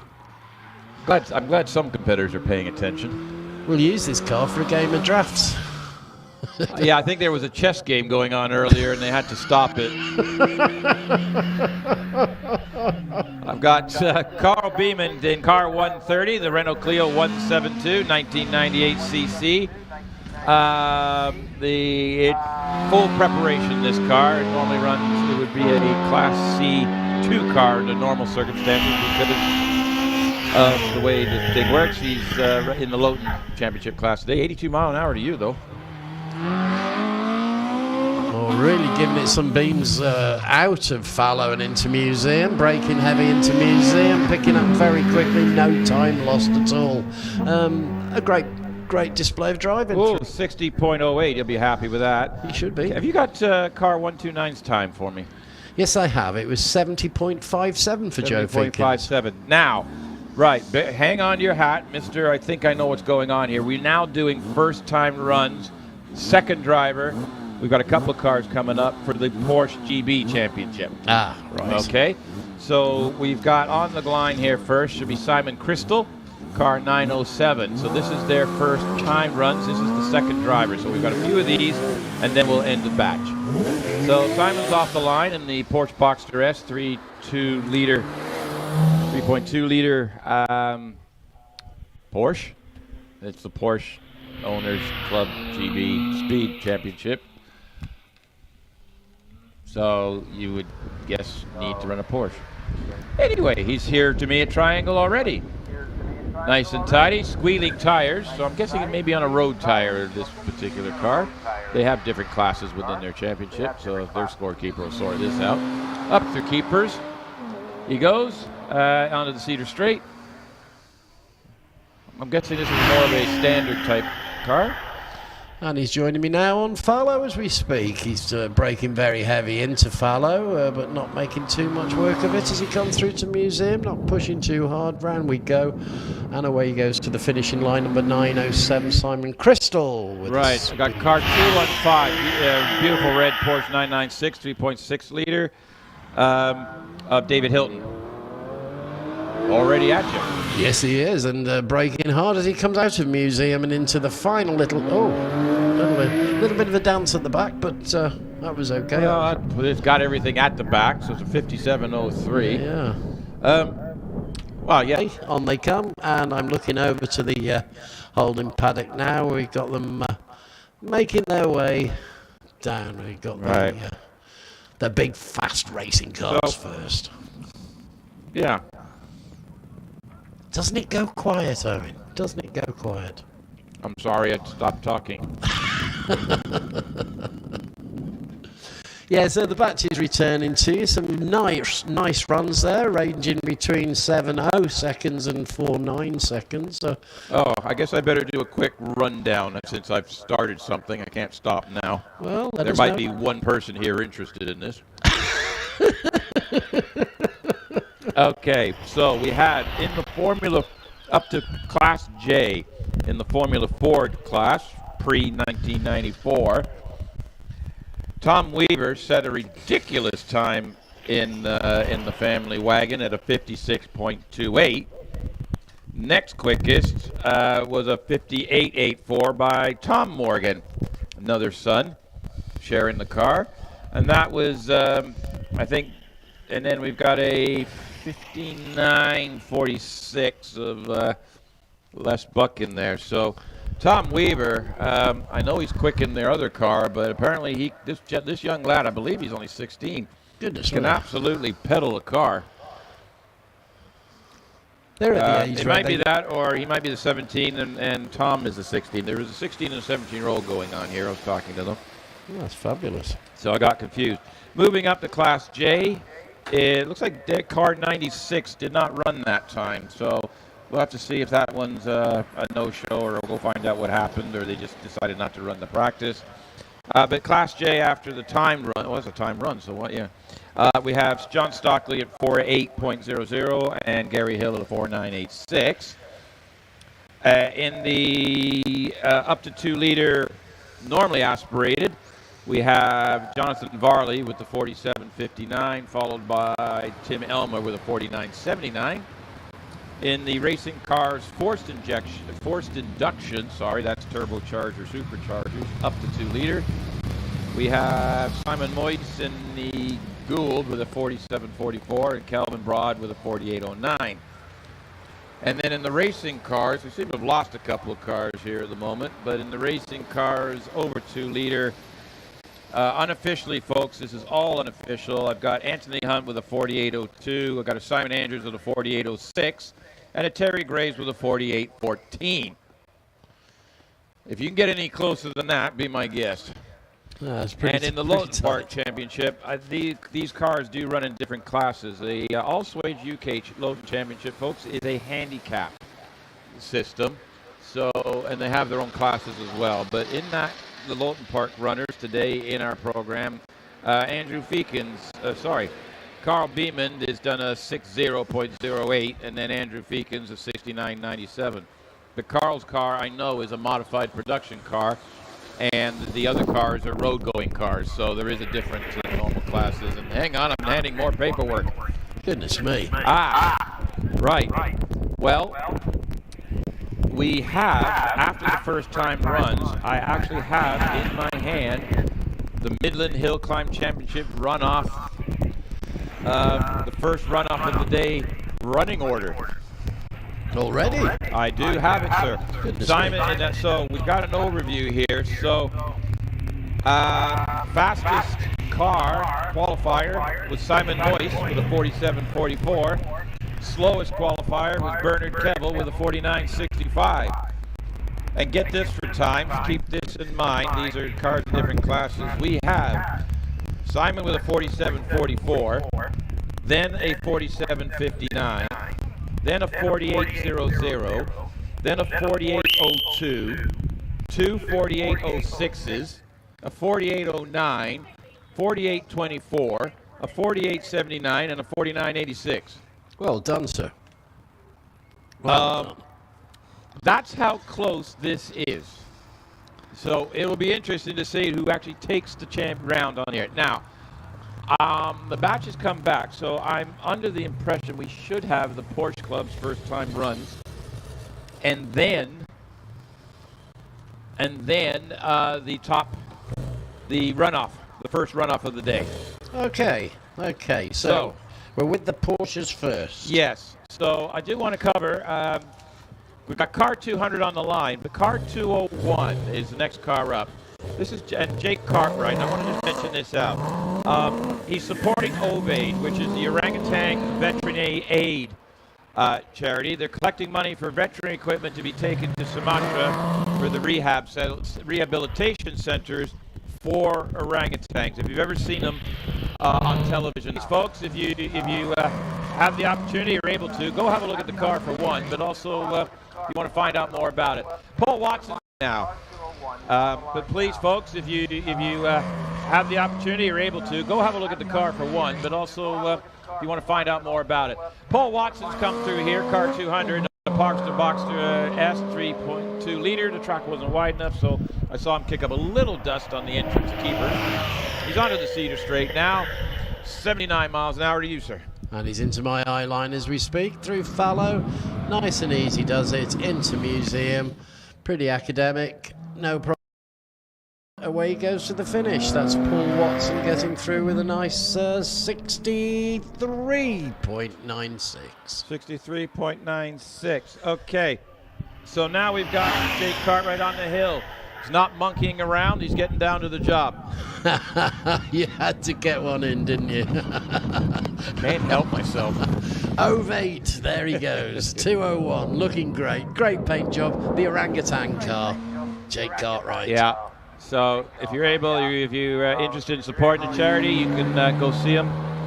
65.27 as well, so no slouch in the car. Well, that's pretty good going. Right, Mark Morris is on his way to you, car 202, and he's 60 mile an hour. Should be in your view. Yeah, cutting speed right down for fallow, through fallow, into museum. Quite sedate, really. I expect a little more grunt, but no, taking it easy. Right. 71.64.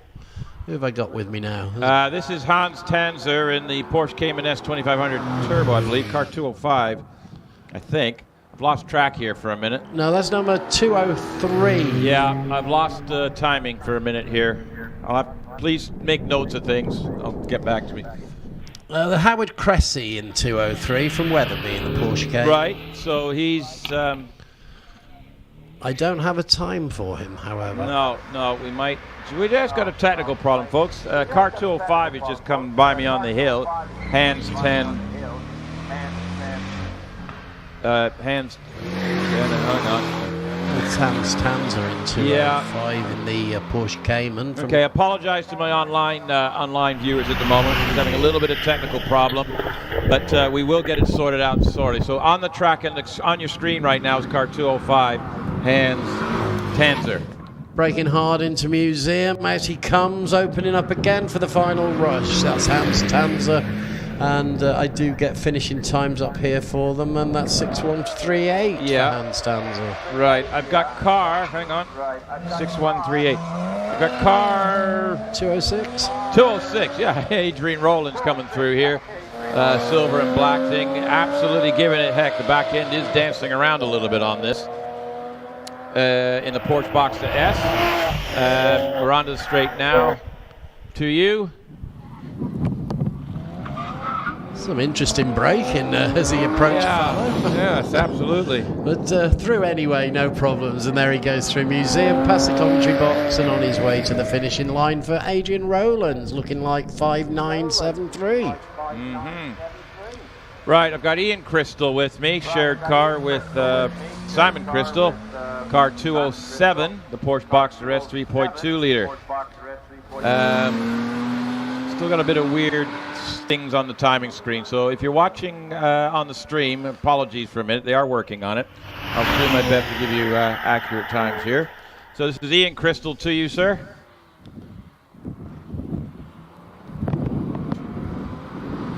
Yeah.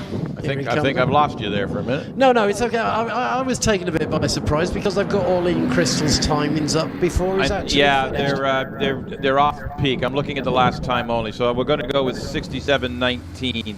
Yeah. The split times are a little off on the screen at the moment, but we will get there. 2:08 off the line. Martin Leach, Porsche 911E, old school with this one. Out of Oxford, Martin Leach, driving a 3-litre Porsche 911E. I think I know where Oxford is. Oh, you probably do. Didn't you go there? Didn't you go to university there? Yeah. No, not in my lifetime. Yeah, I wasn't there either. I remember you. Right. Bit of a lock-up. Little tire smoke coming off it. Comes through triangle out the other side. Got a bit of a time delay between the camera and the thingy, but that's not off-putting me at all. Anyway, we're on the straightaway. This is Martin Leach, 81 mile an hour in the old Classic. They do dance around at the back, don't they? I've got Stephen Jory, car 209 and a Porsche 944 already through me, but carry on. Yeah. Martin Leach making his way past me and over the finishing line for a 60.66. Right, and you got Stephen Jory in the Porsche 944, always purpose-built. 83 miles an hour across the Cedar Straight, braking into the fallow, through fallow in the middle lane, taking the inside edge on the Museum corner, and away goes Stephen Jury on his way to the finishing line for a 5:61.80 for Stephen Jury. Right, I have car 210, Wayne Ethan, Porsche Boxster 2.7 liter, silver and orange livery. 244 on the 64-foot.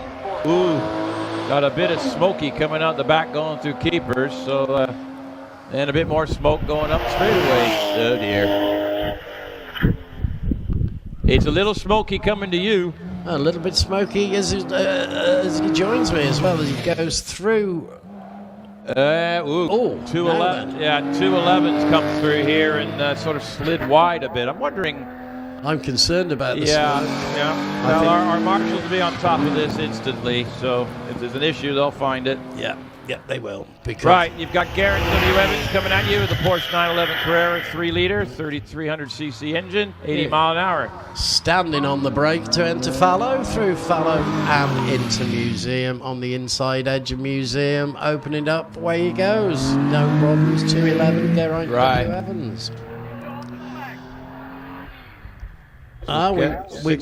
We've gone for a red flag, I believe. We've got flags, yeah. So I've got a car coming towards me, so he's moving slowly at the moment and is being flagged off at triangle back to the paddock. Car 212, so he'll get a rerun. That was Mel Spear and the Italian flag. It says Torno on the side, so it does look a bit Italian, but it's a German car, so should he be racing Ferraris? Anyway, yes, so there may, my guess, and it's only a guess, they may be our ever on-the-ball marshals, maybe just going, you know what, let's just have a quick look at the track, make sure All is in order.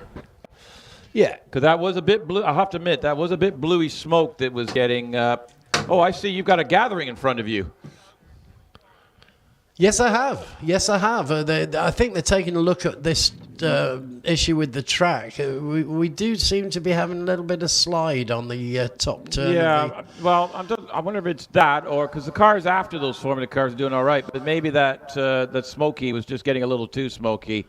Because we can see right now on camera, you can see our volunteer marshals are all out inspecting the track, looking for any signs of anything. What they're looking for, folks, is any signs of oil on the track. We've got a lot of cars running on slicks, tires, or even, and we're going quite at a pace, as you know, by the speeds. And any type of oil anywhere on the track, it will instantly grab that car and just lock the wheels up, and they'll lose contact. It can only be one front tire, just a little bit of oil is all it needs to throw the car offline. So the point of the exercise is for a safe motorsport, and our marshals are now making sure that this track is safe for the competitors. And there seems to be some more action at your end of the track than there. It looks like I see a marshal with a Broman thingy, and if they drop some stuff down, that means there has been some oil droppage. Yes, there is. So what you'll see here, if you're watching on camera, so what we're doing here, so they have got signs there's a bit of oil down. So what the marshals will do, they've got a little bit of absorbent material. In Canada, we used to use concrete dust, believe it or not. But some concoction of some descript, and they'll use that. That will absorb the oil. So you can see on camera, this is on live stream right now, you'll see that they kind of a cute trick to it. So the marshal is laying down basically a stream of absorbent material, or could be concrete dust. I'm not sure what they use. And then the gentleman behind is brushing it in. So they're actually pushing it into the circuit. And they're trying to force that to absorb it, to absorb the actual live moisture, if you will, off the tarmac, so that, we return to full grip, so there's no slippery areas on it. So where do we think the oil came from? That smoking Porsche is my guess. Yeah. It was I think it was Wayne Eason, car 210. He started smoking down here as he exited the corner, and it just seemed to be getting a bit worse as it went up the hill.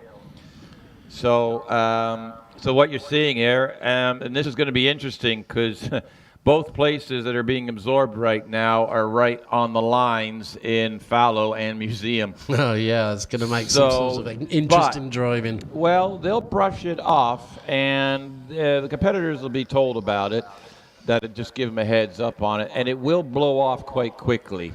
Yeah.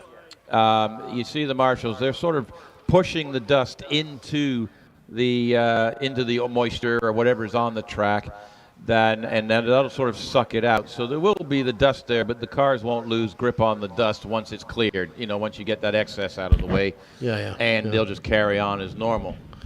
Well, we've got both Fallow and Museum where there is it seems to be quite a substantial spillage of oil on the track. It's hard to say because any type of spillage requires the attention. So I don't know.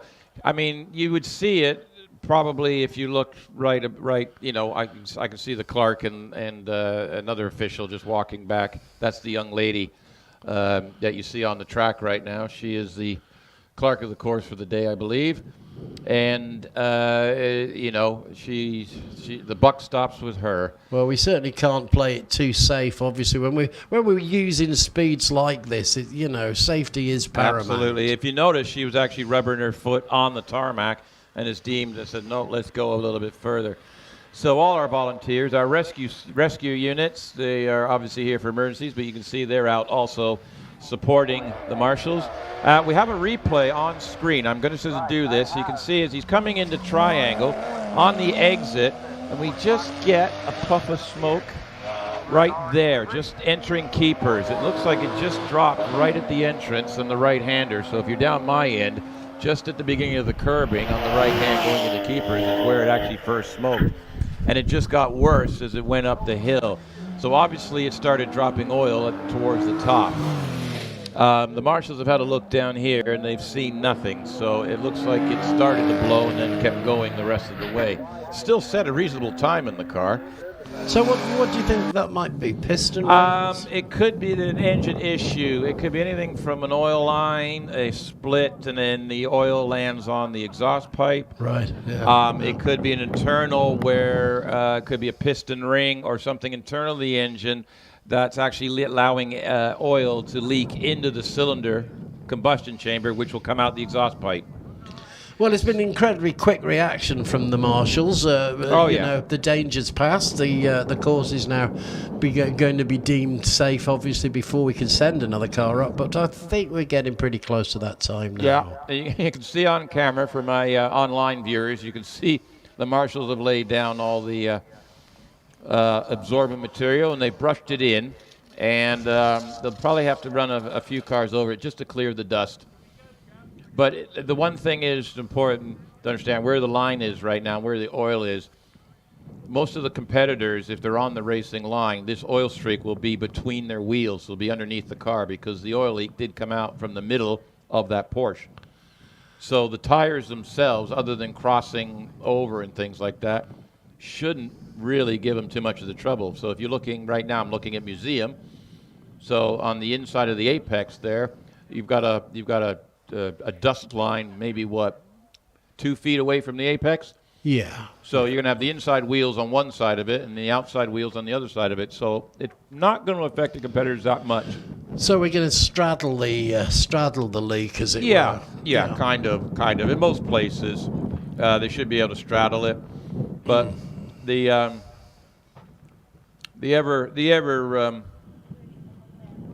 Well, they faithful, I guess we call them. The ever faithful marshals are a gang of volunteers, the Orange Army. They are the army. We'll make sure that they'll make sure the track's safe. By the way, if you are spectating or watching online, you can get involved. I mean, if you want to do more than spectate, we're always looking for more marshals. It's a very friendly bunch.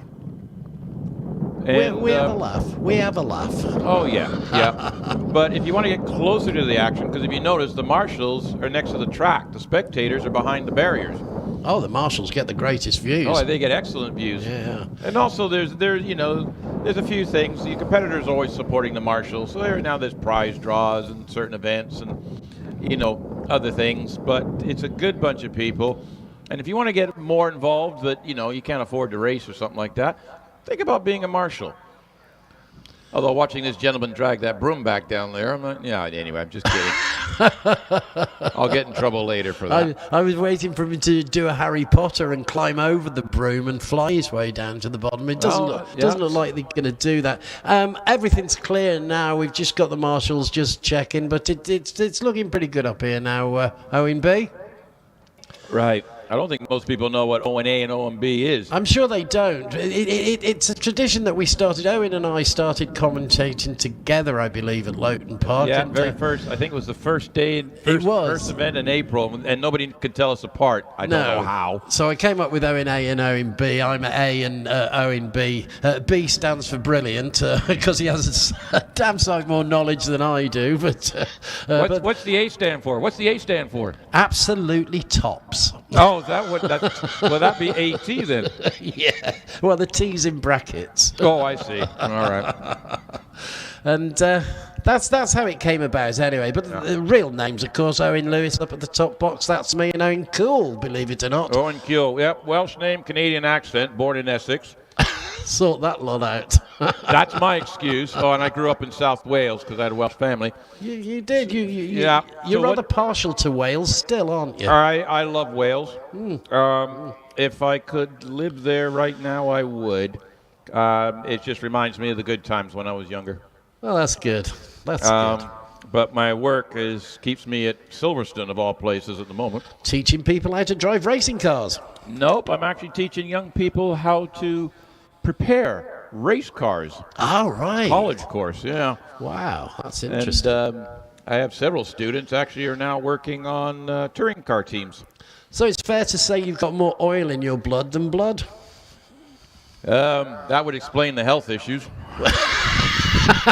Yeah, just put down. Yeah, I go to the doctor's office. They don't take blood. They just pull the dipstick and check the levels. Mr. Castro.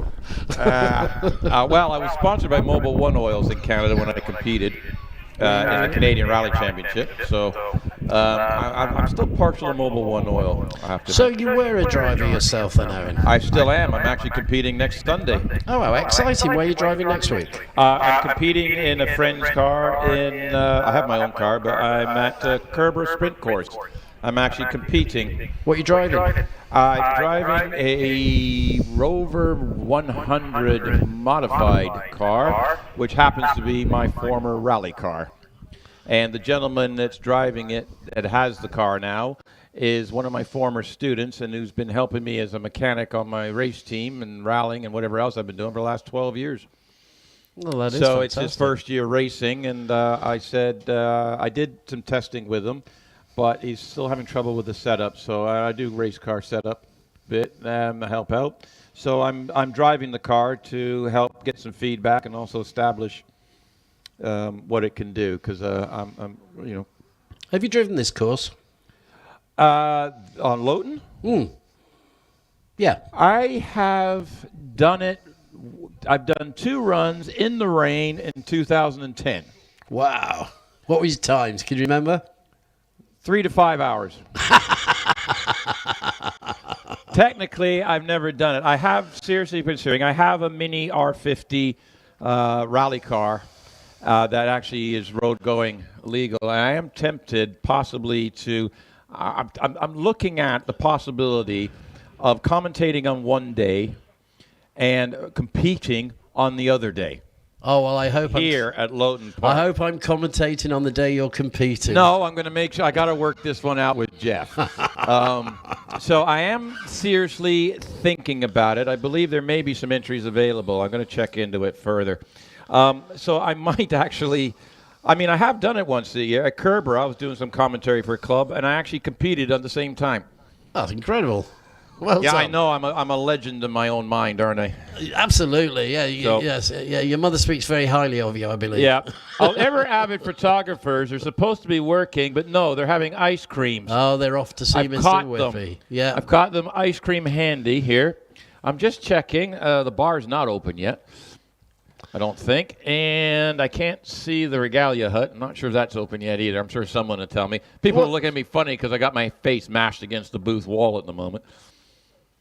I've got a bit of a gathering going on here. Is that your fan club? None of them are holding fans. It's not that warm out.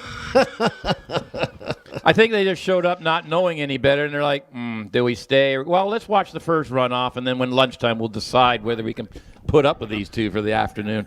Well, I would advise that it's very wise to stay because we're going to see a great afternoon's racing. I think so. Based on the qualifying times in this first runoff, this is closer than the British Championship round last weekend in regards to the closest in the top 10 times. So Times are incredible, aren't they? Oh, hang on. We've got... You got some info for me. Where were we at? We seem to be at a still. No. Well, I've just got a message on the screen, and... all right, so it's someone's complimenting. They're saying, I've got it online. Great to be able to keep up with the events that we can't get to watch in person. Sunday viewing on the big TV whilst we potter about the house. Well, thank you very much, Andrew, for having us on. Where's Andrew? It doesn't say where he is, but somewhere he's doing DIY household chores is my guess if he's stuck there. Yeah. Been there. Actually, funny enough, I found myself doing that as I said when you and the last event, you and Chris were doing the Sunday, and I had you on while I was doing some other stuff in the house. So All right. yeah, I had you on the tablet. So Yeah. I did message you and said hi. I think I did actually. Well, I'm sure we will have responded. You did, yeah. Chris responded to it, and you Yeah. said, "Oh, okay." Yeah, I'm a really unfriendly person. I'm probably best never to approach. Yeah. Folks, if you see this weirdo walking around lunchtime down here, just give him 10 feet either way. You'll know who I am. I look like Noddy Older, apparently. I don't know. I would say possibly the guitarist dude from Queen. Oh, yes, Brian Mason. Brian May. Yeah, I mean, you're going to have to get your hair a bit longer, I think, because Brian May's got his hair halfway down his behind, but... yeah, not on his head, just halfway down his behind. Yeah, it just starts at his neck and goes the rest of the way. I think that's a tail now more than anything else. I hear whistles and flags. Really? How long have you had these hallucinations? Okay, yes. The top 12 runoff was soon. We've got a few more Porsches. Porsche. I think that it would just be Porsche. I think the plural. What do you call a gaggle of Porsches? Porsche. A Porsche. Well, Porsche is one. So what's plural for Porsche? Push? I don't know. Pushes? You're upsetting the marshals now. Oh, are they giving you the, would you tell them to shut up look? The marshals in front of me pretty much they're hiding from me. They don't want to know. We're not with him. Well, they're banging on my window telling me that, well, I won't tell you what they're saying, but it's interesting and colourful. Really? Are they allowed to use that language in public? Only when the microphone's off, sir. Ah, right. Okay, Andy Fagan's on the line, car 213. Okay, here we go then. Here we go. We have the rest of the first-time runs for the Porsche Club GB Speed Championship runners. Fastest one up the hill so far is David Hilton in the 996. He's done a 57.03. And Wayne Eason, our smoker, got up there in a 58.97. So David Hilton is sorry, not David Hilton, my apologies. Andy Fagan is going to be first up to sample the hill. The marshals will keep an eye on things, but I don't think it's going to cause them much trouble based on where the thing is. So I think they'll straddle that for the most. There'll be a bit of dust kick up here and there. Well, I shall keep you posted on how the track does respond and behave. But all the oil is now covered, as you say. The surface moisture will be lifted off by the dust that they've used. I think we need to hang tight for a minute. Something's up. Yeah, something going on. And my lovely friendly marshal is here. He's just giving me one of those wry smiles.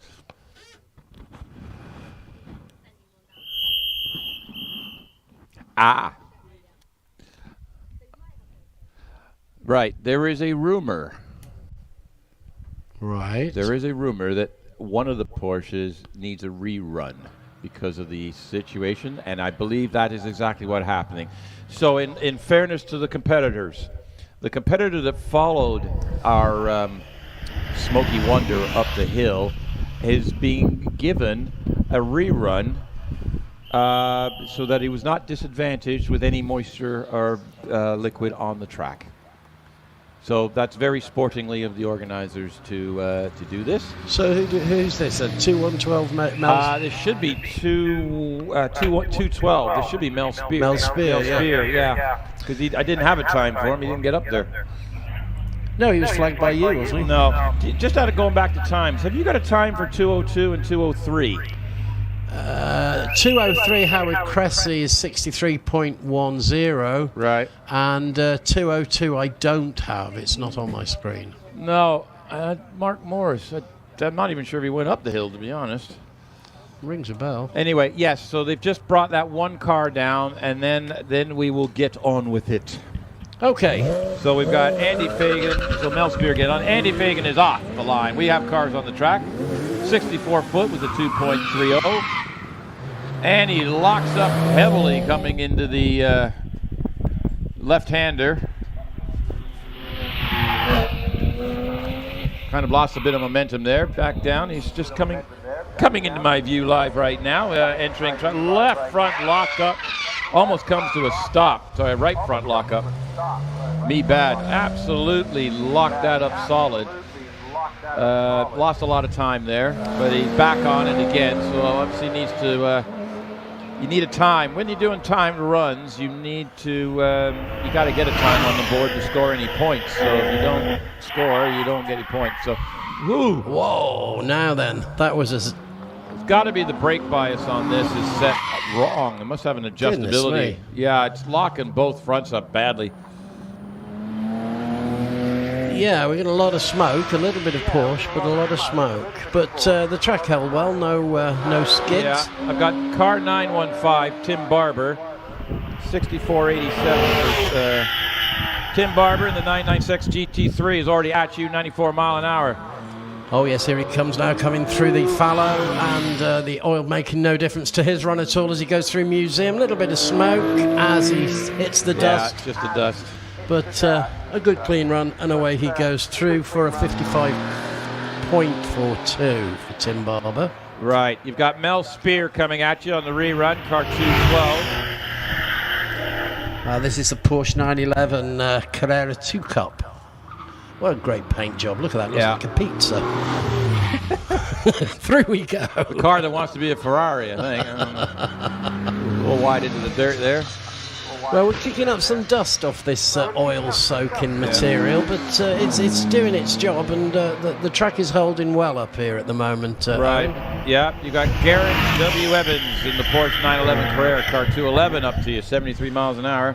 Here comes Garrett locking up as he goes into fallow, accelerating between fallow and Museum, braking a little bit on Museum, not too much of an issue for him, or away he goes. 211 Garrett W. Evans with a speed of a time of 62.26.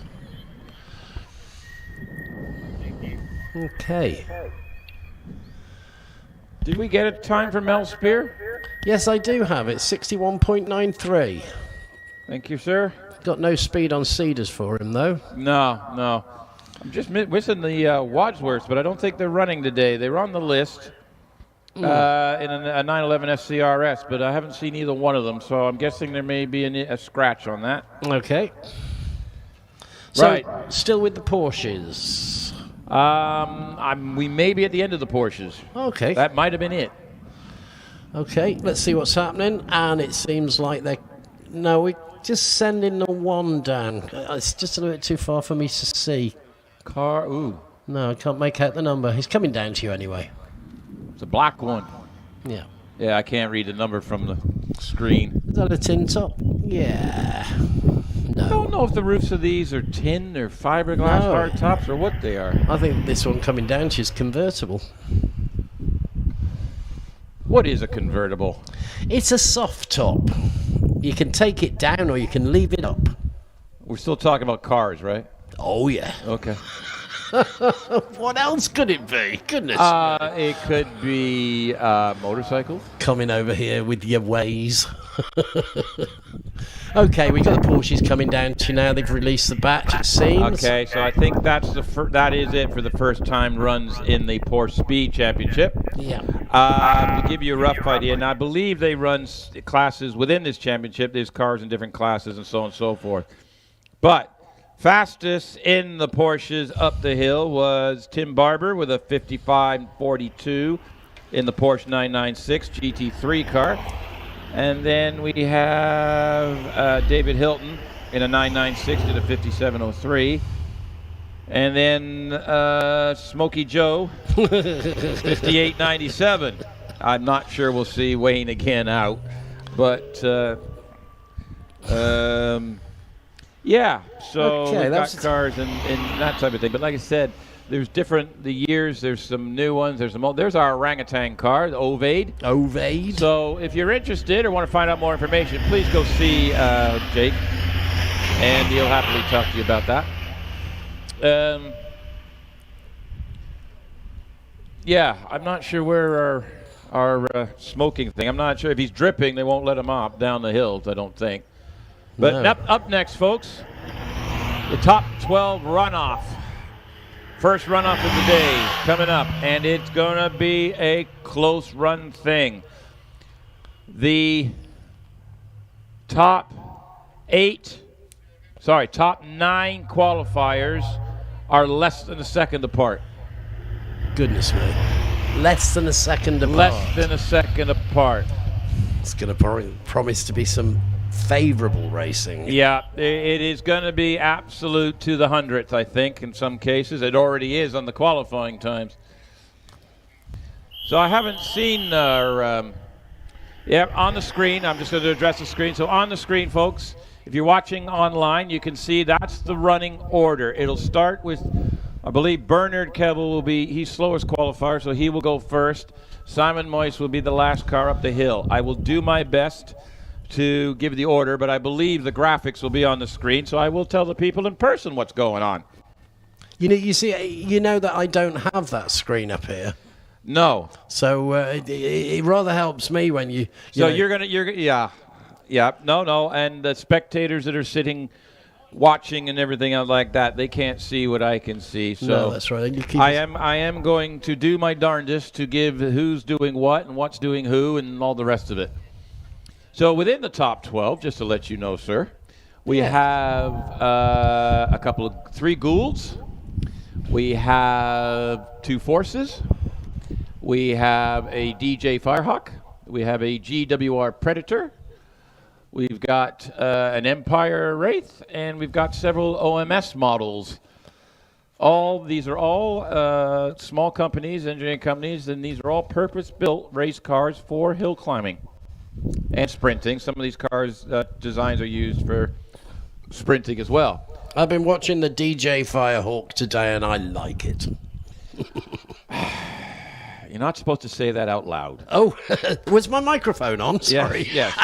We are supposed to be completely unbiased. I'm totally unbiased. I really am. I think on the day, the best man wins sort of thing. I really can never. Now, don't forget, we do have female competitors. Of course. I mean, one has to be so careful what you say. May the best person win on the day. Luckily, we don't. I think they've been in the news in the past. There's people that have identified as a car, identified as other things, and that's completely within their their choice. And well, as long as they let me know. Yeah, that's fine. Well, I will say the clerk of the course are in the car and they're off on looks like they're going to check the circuit again before they let loose the. You think they're still concerned about this oil? Well, the thing is, we've got the runoff, and we're talking the fastest cars here. I mean, a lot of these cars are over 100 miles an hour entering into that top part there where there is things. So it's worth bearing in mind we did have 135 miles an hour on the Cedar Straight. Jonathan Varley, whose second fastest qualifier, was 135 miles an hour through the straight. I think he would have been fastest. Because he pretty much came to a halt in museum, didn't he? Had a bit of an issue with the braking. That's right. Yeah, he did lose. So he's only tenth and a half behind the fastest qualifier, Simon Moyes. So I have a feeling there's pride to be dealt with, to address on this situation. So we shall add the variable of vengeance. Yes, he's thing. Chris, our gentleman on our Chris, who's one of our other, what do we call him? Our fishing expert. Oh yes, our angler. Our angler. Says hi to Owens, doing a great job and loving the action. Great to hear you both. Well, I hope you're enjoying your holiday, Chris. I heard you're away. I have no idea if your Mrs. Chris is allowing you to go fishing, but or there's fishing involved. But I hope you're enjoying your break. I will add to that tight lines, Chris. Tight lines. Tight lines. That's a racing term. I don't know what that means. I don't understand. I know you two last time were talking fish. We're talking fish, yeah. I'm like, I have no idea. I'm thinking I turned into the wrong channel at one point, but hey, there you go. But there were cars on the screen, so I think I was just angling for an idiot. Right, there you go. But unfortunately, folks, we are here all day. On the end of the pier. Yeah.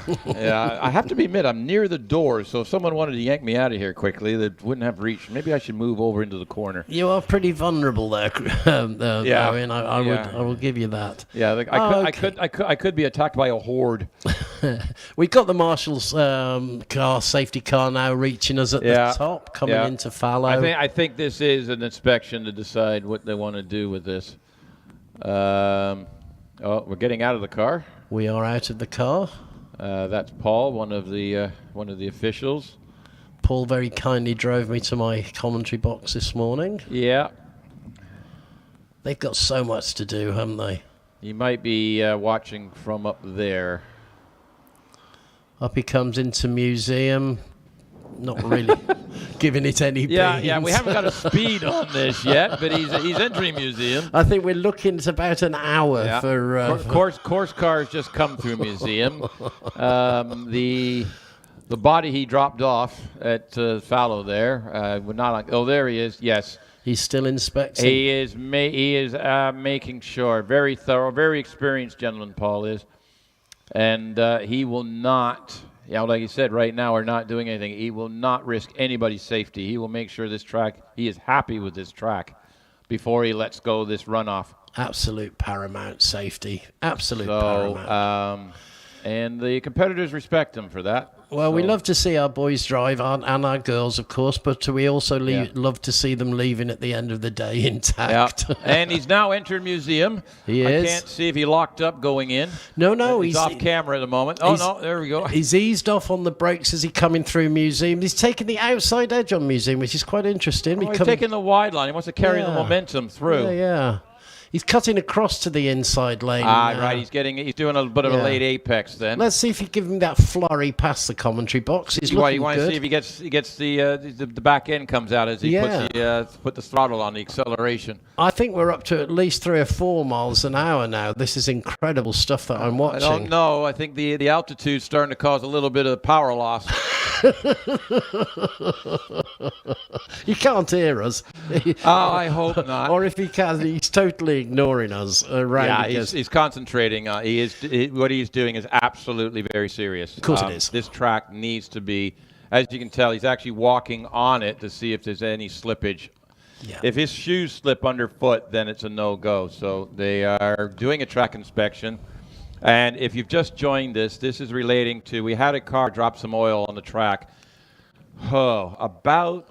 We've had about 8 cars run since. 6 or 8 cars run since the cleanup.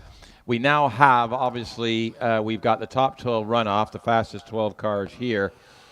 And they're all racing cars. And if there is any issue or doubt with the track whatsoever, it's unsafe for them to run it. So they may decide to move the runoff and run some more cars up the hill to delay that. They may decide to scrub it a bit more. Who knows? There's options available. So we just need to be patient. But this is all for safety, folks. We want the drivers to be able to go flat out as fast as they can and the fast as they want to without questioning the condition of the track. So... And you can see he's safety cars. Yeah, and why he's twisting his feet like that, he is looking for any signs of slippage, anything that could cause a slippage. So he's actually walking and twisting his feet at the same time. Right, he's getting back in the car. Seems satisfied. Not sure. That's having a discussion. So they. So in the event of it being, too oily to continue, what would happen? They can do? Well, no. I mean, what they would do is if he felt it was off, they would reapply some more moisture and maybe run some of the road-going cars up the hill. Got you. Something like that, because all the cars in the runoff are on super soft, ultra soft slick tires. Yeah. And you get anything in between them, and it's that could lead to the car sliding off, basically. So, and the speeds and the loads that these cars are under. So Paul is making absolutely sure, like when he comes back down and makes a decision, the competitors will know. Yeah. All clear. They will basically go. He'll tell them what the situation is, and then the drivers will. If he says, "Yep, you're good to go," then the drivers will go. There won't be any doubt about it. Okay, well, he's on his way down to you with that decision now, I imagine. So we'll find out very shortly within the next few minutes. Well, it'd be on the radio. The officials are all connected by radio. So we've still got the Porsche, the offending Porsche, up here with us. I'm wondering if that's just going to sit there because I'm wondering if it's dripping. It's going to have to be rescued, isn't it? They put a diaper under it. All right. You can do it, so they'd put something under the car, possibly recover it back down, but they cannot risk putting oil on the track. No, we don't want any more oil on the track. Yeah, course car has come back into triangle, and it's, the Clark was driving. It was the assisted. So all the officials, they've been up there, and they're going to make a call. And I believe the call is we're going to be good to go by the looks of things. Well, that is good news. So, that is good news. Yeah, they've inspected the track and they feel that there's no risk of anything on that causing the cars to lose traction. So Okay. Good. we are about ready to unleash the beasts. Well, I suppose in this interim, while we're waiting for the first car to come through these runoffs, I shall invite our viewers to drop us a line from wherever you are in the world. Let's see who's the furthest away. We had Adelaide last month. Anyone beat that? Well, we got Barbados. That's pretty good. Barbados, that's a good shot. Yeah. I haven't had any messages saying, So if you are watching from another country, please let us know. We are doing this. Owen and I. This is the commentary team at Loton. This is the first year for this new, bunch of lunatics, depending on who you talk to.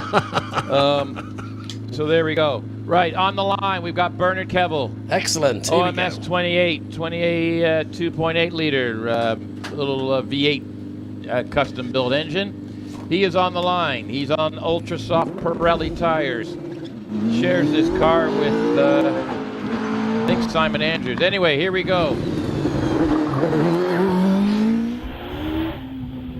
206 on the 64-foot. If you're watching on streaming, you'll see there's a stopwatch going at the moment. 85 mile an hour coming through Lakeside into Triangle. Out the other side. He did a 49.65 in qualifying. He's looking to improve on this. Up the hill we go. And joining 106. 160, yes. Joining me at the top. No problems with the oil on the track. No worries at all. Straight through. Straight through both. Yeah. Little bit of a swerve as he came out to the top of Museum. 49.34. 49.34. So a little bit quicker than his qualifying time.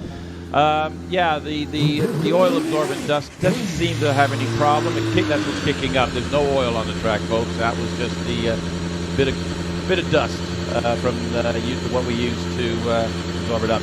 Next up, we have car 115, Terry Graves, in the what I call the billboard car. It's got graphics all over it. Anyway, he's off and running. Looks like about a 2.10 on the 64-foot. Cornish man Terry Graves in his right, already coming down into Lakeside. 88 miles an hour. He's 0.16 behind the Triangle. Over our leader, Bernard. Up the Cedar Straight he's going. Foot to the floor. There's the floor bended. 107 mile an hour. He's 0.43 ahead now.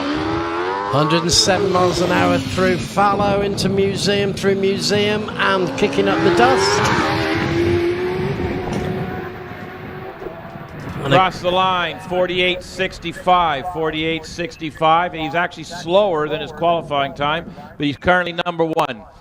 Terry Graves. About 6/10. Now, I believe these are double-driven cars, sir, so these two cars are going to come back down, and the second drivers are going to get in them. Right, okay, that'll take... So that's what's going on here. We can run two drivers a car, so the first two have gone up, Terry and Bernard. Bernard is sharing with Simon Andrews, and Terry is sharing with Anthony Hunt. Anthony Hunt qualified 4th quickest, and Simon 6th quickest. So yes. But currently, Terry Graves is leading.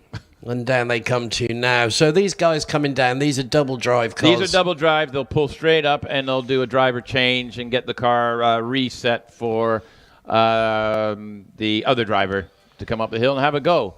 So when we talk about fuel with these cars, you're doing a double drive. How much fuel are you carrying extra? These cars are fueled to do the two runs, but they use very little. Some of them run a little bit more than others, but we're talking in liters. All right. So not much weight. Well, no, that's why you see them. They do not run when they come back down the hill. They've got enough fuel.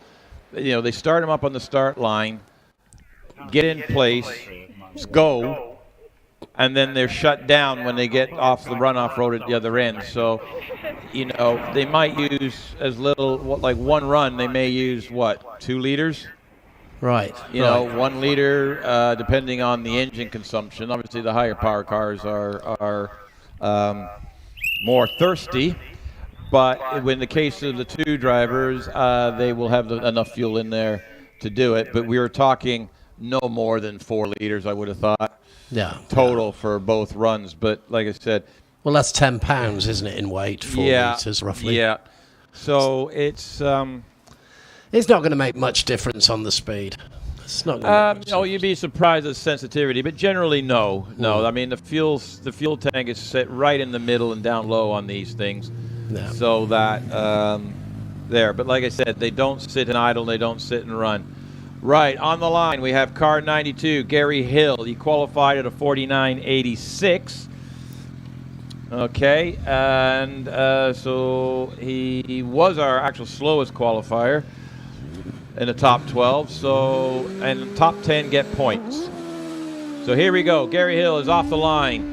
2:04 on the 64-foot. So that's fastest so far. The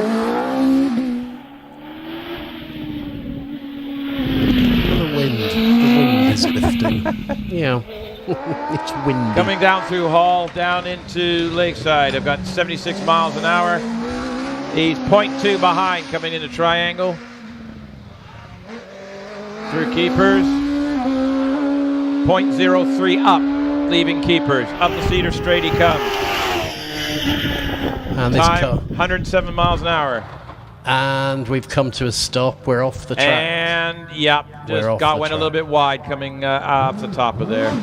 Overcooked it as he reached the top of Cedars, breaking down from 107 to about 30 miles an hour. And unfortunately, it pushed him off the track. But he's away and home safe. Yeah. Gary Hill there. No points for Gary for that one. No, he did. That was completely all 4 wheels off the track. Terry Graves is still leading after 3 cars. Okay, so next up we should have car 102, Tim Elmer, qualified with a 49.79. Now this is a Dallara, isn't it? It's the only Dallara here today? Good point. I'm actually using a different list at the moment, so I'm going to rely on you, sir, to identify. Yes, a Dallara F399 1998 cc.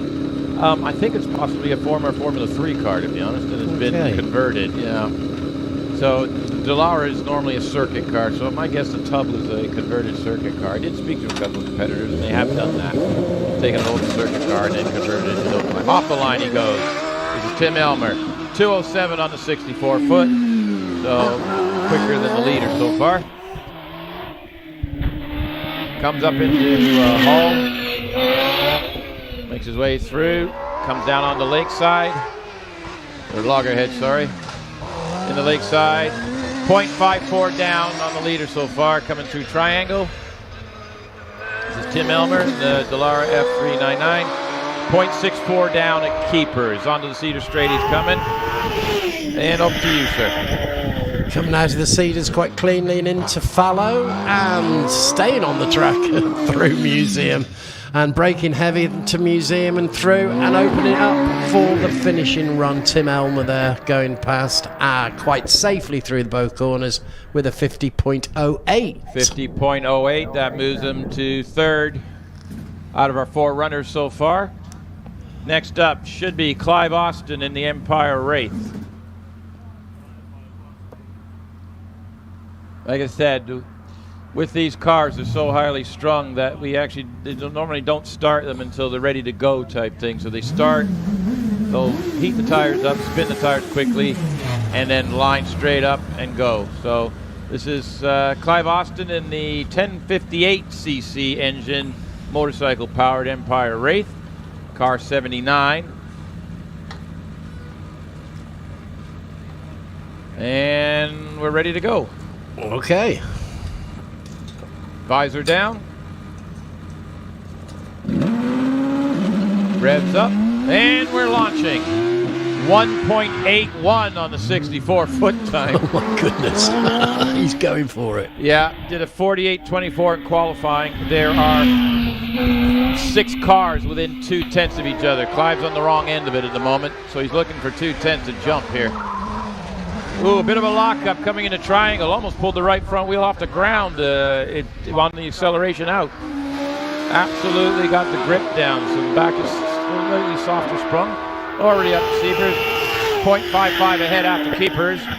Off to you. 108 over Cedars and coming into fallow, through fallow, no problem. And we're going into Museum, braking just a little bit, touch of grass, and off we go. Ahead by 0.14 Museum. Through the line. Well, that's pretty good going. 108 miles an hour on Cedars. 48.85. Slower than qualifying, and that moved him to second place. That's second place he's moved up to. Next up, we have Calvin Broad in a Force TA 1300cc motorcycle engine with a supercharger. 203 off the line. Terry Graves is still holding the lead at the moment. It really is tight at the top. Through Loggerheads, 0.53 ahead. Down into Lakeside. 93 mile an hour entering Triangle. Half a second up through Triangle. Popping and banging. 0.55 through Keepers and up. Up the Cedar Straight, absolutely giving it. And he's with me. Oh, now then. Whoa, 115 mile an hour, and I think he didn't slow down for that corner. No, a little bit of a slide on the back, but soon corrected and makes his way. He was ahead. He lost a bit, 48.74. He lost the second place by 0.09 of a second. Cool. Incredible. He did slide a little bit at the back there, but I really do think that was nothing to do with the track. No, nothing to do with the track. Just a little too hot going in. A bit ambitious, perhaps. Well, that's it, but what do we know? We're just sitting in the booth. Right, I've got Simon Andrews on the line, qualified with a 48.06. OMS 28, 2.8 liter engine, did a 202 on the 64-foot. Terry Graves is still hanging on for, we've got 6 runners, this is number 7. Terry Graves is still holding the lead at the moment. Simon's coming down into Lakeside, 83 mile an hour Triangle, he's 0.17 up. 0.17 up at the moment as he enters Keepers. Through Keepers out the other side, 0.14 ahead still. Up Cedar Straight. 112 mile an hour. And we've finished the run. And yeah. Sadly didn't quite make the corner of Keepers. No problems, he's just off on the grass and sitting waiting. Tried to break it a little too late and just, he's in the grass, folks, no problem. Just didn't make the corner. And I think maybe they could send him back down. I'm not sure. I'm not quite sure what they're going to do here. He's with the marshal now. Yeah. I think they may send him round the track so he's back in. No, the engine stopped. So Simon Andrews failing to finish there. Yeah, he was just going into Cedar. He was ahead leaving Keepers, and then Cedar. He was 0.34 down, but I think that might have to do with car just didn't want to slow down and turn, but that was before he got to the earlier issue. If you notice on the track right now, folks, you can barely see like the absorbent that was put down earlier. You can see it's pretty much faded away, and some of the drivers have had no problem with it. The sun being in, the sun, the sun being out, and then overcast can affect the track temperature and the track conditions a bit for these guys. So the slicks are very sensitive. If you watch Formula One, you're probably used to the, they say, oh, these tires don't work. Well, they're black and round, the same ones you had on it, but surface changes, temperature changes on the surface, combination. Anyway, he's running, so he's just going to come through and take himself off the track, if you will. They brushed the dirt. Funny enough, the marshals brushed the dirt off the car, off the tires, so that he didn't drag anything up the track. So anyway, so Simon's done a 104. Yeah, we're going to put that one as a fail, folks. I think we'll fail that one. It was 152 point something or other.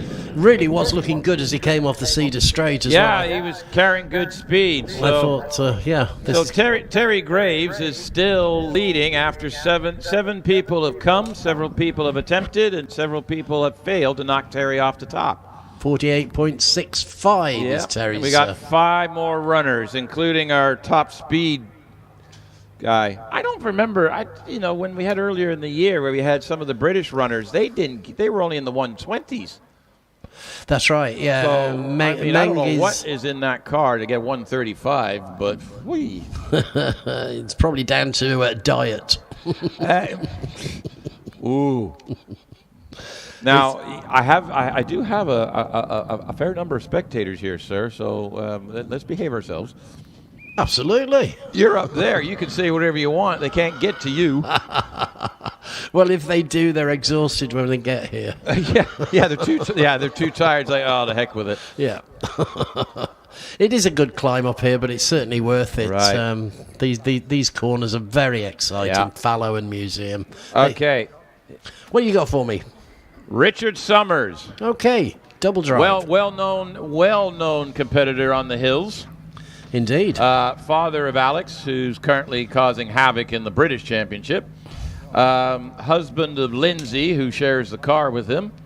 And apparently Richard is being mean and not letting Lindsay, I don't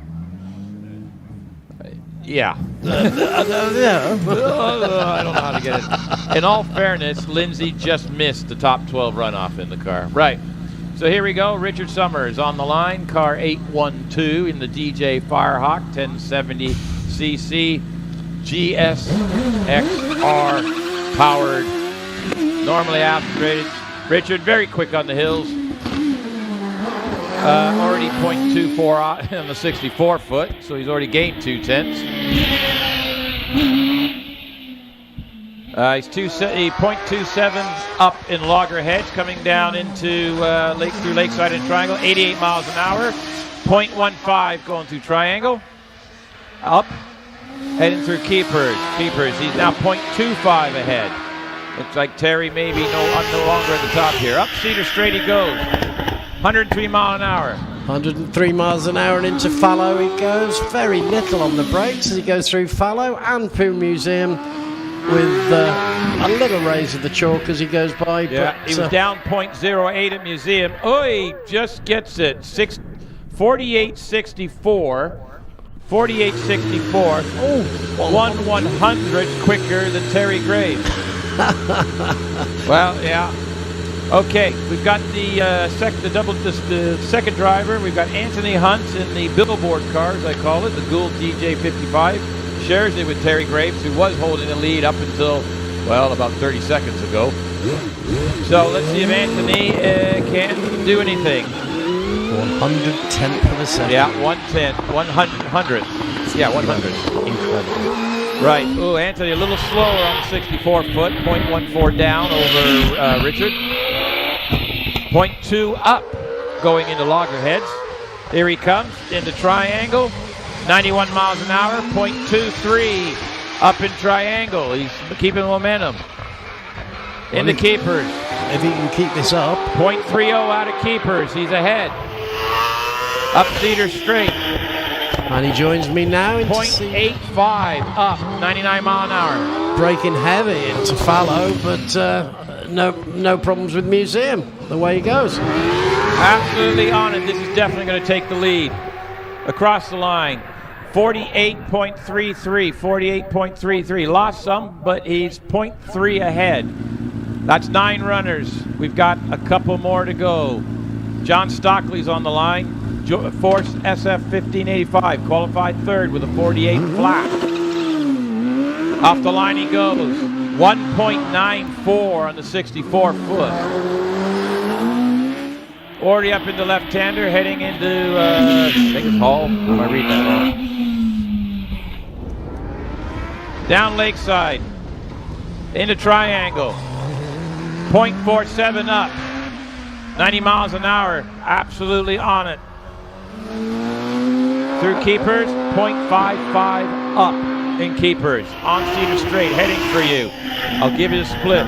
0.08, 106. He's lost some time. Yeah, he also hit the brakes very heavy at the top of Cedars to get through the fallow. 0.11 up on Museum. Yeah. He certainly made up speed on Museum because he came almost down to a stop as he came out. 47.98. That's quicker than his qualifying time. Puts him in the lead by 0.3. Oh, wow. He's now number 1. Pushed Anthony Hunt down to 2. Richard Summers to 3. Right, 2 more runners. We've now got the speed guy going up the hill, our 135-mile-an-hour specialist here. Let's see if he can do any quicker. Jonathan Varley in the GWR Predator with the 1998 cc engine. Here we go. Qualified at a 47.59. Needs to beat a 47.98 to take the lead. Uh-oh. We've had a flawed start. Yeah, it stalled it and it was into the run, so it counts. So this is not going to do him any good. He's 4 seconds on a 64-foot. Can he make any of this up for points? Now he's looking for points. Needs to get the top 10 to get any points. Completely muffed to start. He's 3.5 down a triangle. He started 4 behind. He's now 3 flat through keepers behind. Up Cedar Straight he goes. 2.49 behind. 119 mile an hour. And the back swinging round in Cedars. A little wave of the back through Museum. And pushing it through, considering his recovery, that's not bad at all. 2.17 behind, 50.15. He made up 2 seconds on what he lost. He did well. 50.15. But yeah, he'd be kicking himself. That puts him in 9th. We've got 1 car left to run. Fastest qualifier, Simon Moyse, then the Gould GR59, 1300cc supercharged motorcycle engine in this one, folks. Qualified at a 47.44. He needs a 47.98 to take the lead and win the runoff. Will he or won't he? Here we go. In gear, visor down, off he goes. 198 on the 64-foot. Up into the left-hander. Loggerheads, 0.11 up. Through Lakeside into Triangle, 0.38 up. 88 miles an hour, popping and banging. Through Keepers, 0.45 up. On his way up Cedars now. 1 second up, 112 mile an hour to you, sir. Braking heavy into Fallow, through Fallow, no problem, into Museum, out of Museum, absolutely no issues whatsoever. A little raise on the front wheel as he goes past and makes his way to the finishing line. 47.16, 47.16, 0.8 faster. Wins the top run, our morning runoff. Unofficially, of course, I am just unofficial. Good timekeeping there, though, Owen. Well done. Well done. Well, that was exciting. The top 3 qualifiers, skipping out Jonathan because he had that problem, were actually quicker than their qualifying times. But funny enough, all the other competitors were slightly slower. But there you go. If you're watching online, there's the times on the screen with the gaps and the different. That gives Simon Moyse wins the runoff. John Stockley 2nd, Anthony Hunt 3rd, Richard Summers 4th, Terry Graves 5th, Kelvin Broad 6th, Clive Austin 7th, Bernard Kevel 8th, Tim Elmer 9th, and Jonathan Varley 10th for points. Gary Hill and Simon Andrews unfortunately failed. So there's your results for the top 12 runoff. I believe we might be doing lunch. I'm just looking for the nod of the head here. I'm not sure at the moment. I need to check in with somebody here. So talk that out for a minute while I find some information. Okay, well, I should tell you what I can see up here. We've got a few cars waiting in the batch to come back down, and a safety car having another look at this oil on the track, but I think that's an issue that has now passed. And in fact, he may just be coming to give me a lift home. I hope so. It looks like it. I'm suspecting lunch there, Owen. What do you say? Well, I'm going to say it is lunch, and we are going to restart at 2 o'clock. So if you're online, go get your lunch or go do stuff where you can't see your screen and bring your lunch, have a picnic, and join us at 2 o'clock for the Owen and Owen show. We will be back online shortly, and for spectators here, yes, 2 o'clock restart. So if you, go get a chance, go have a look at all the cars and the competitors. They'll happily chat away. Some of them you can't keep quiet. Others you have to wake them up. But there's some beautiful cars down there, and we'll see you after lunch. And I guess you're waiting for a ride, Owen, to come down, which I think may be already up there somewhere. Yes, my taxi has arrived, I've been told, so I shall see you at the chip van. Okay, sir. We'll see you shortly. Okay.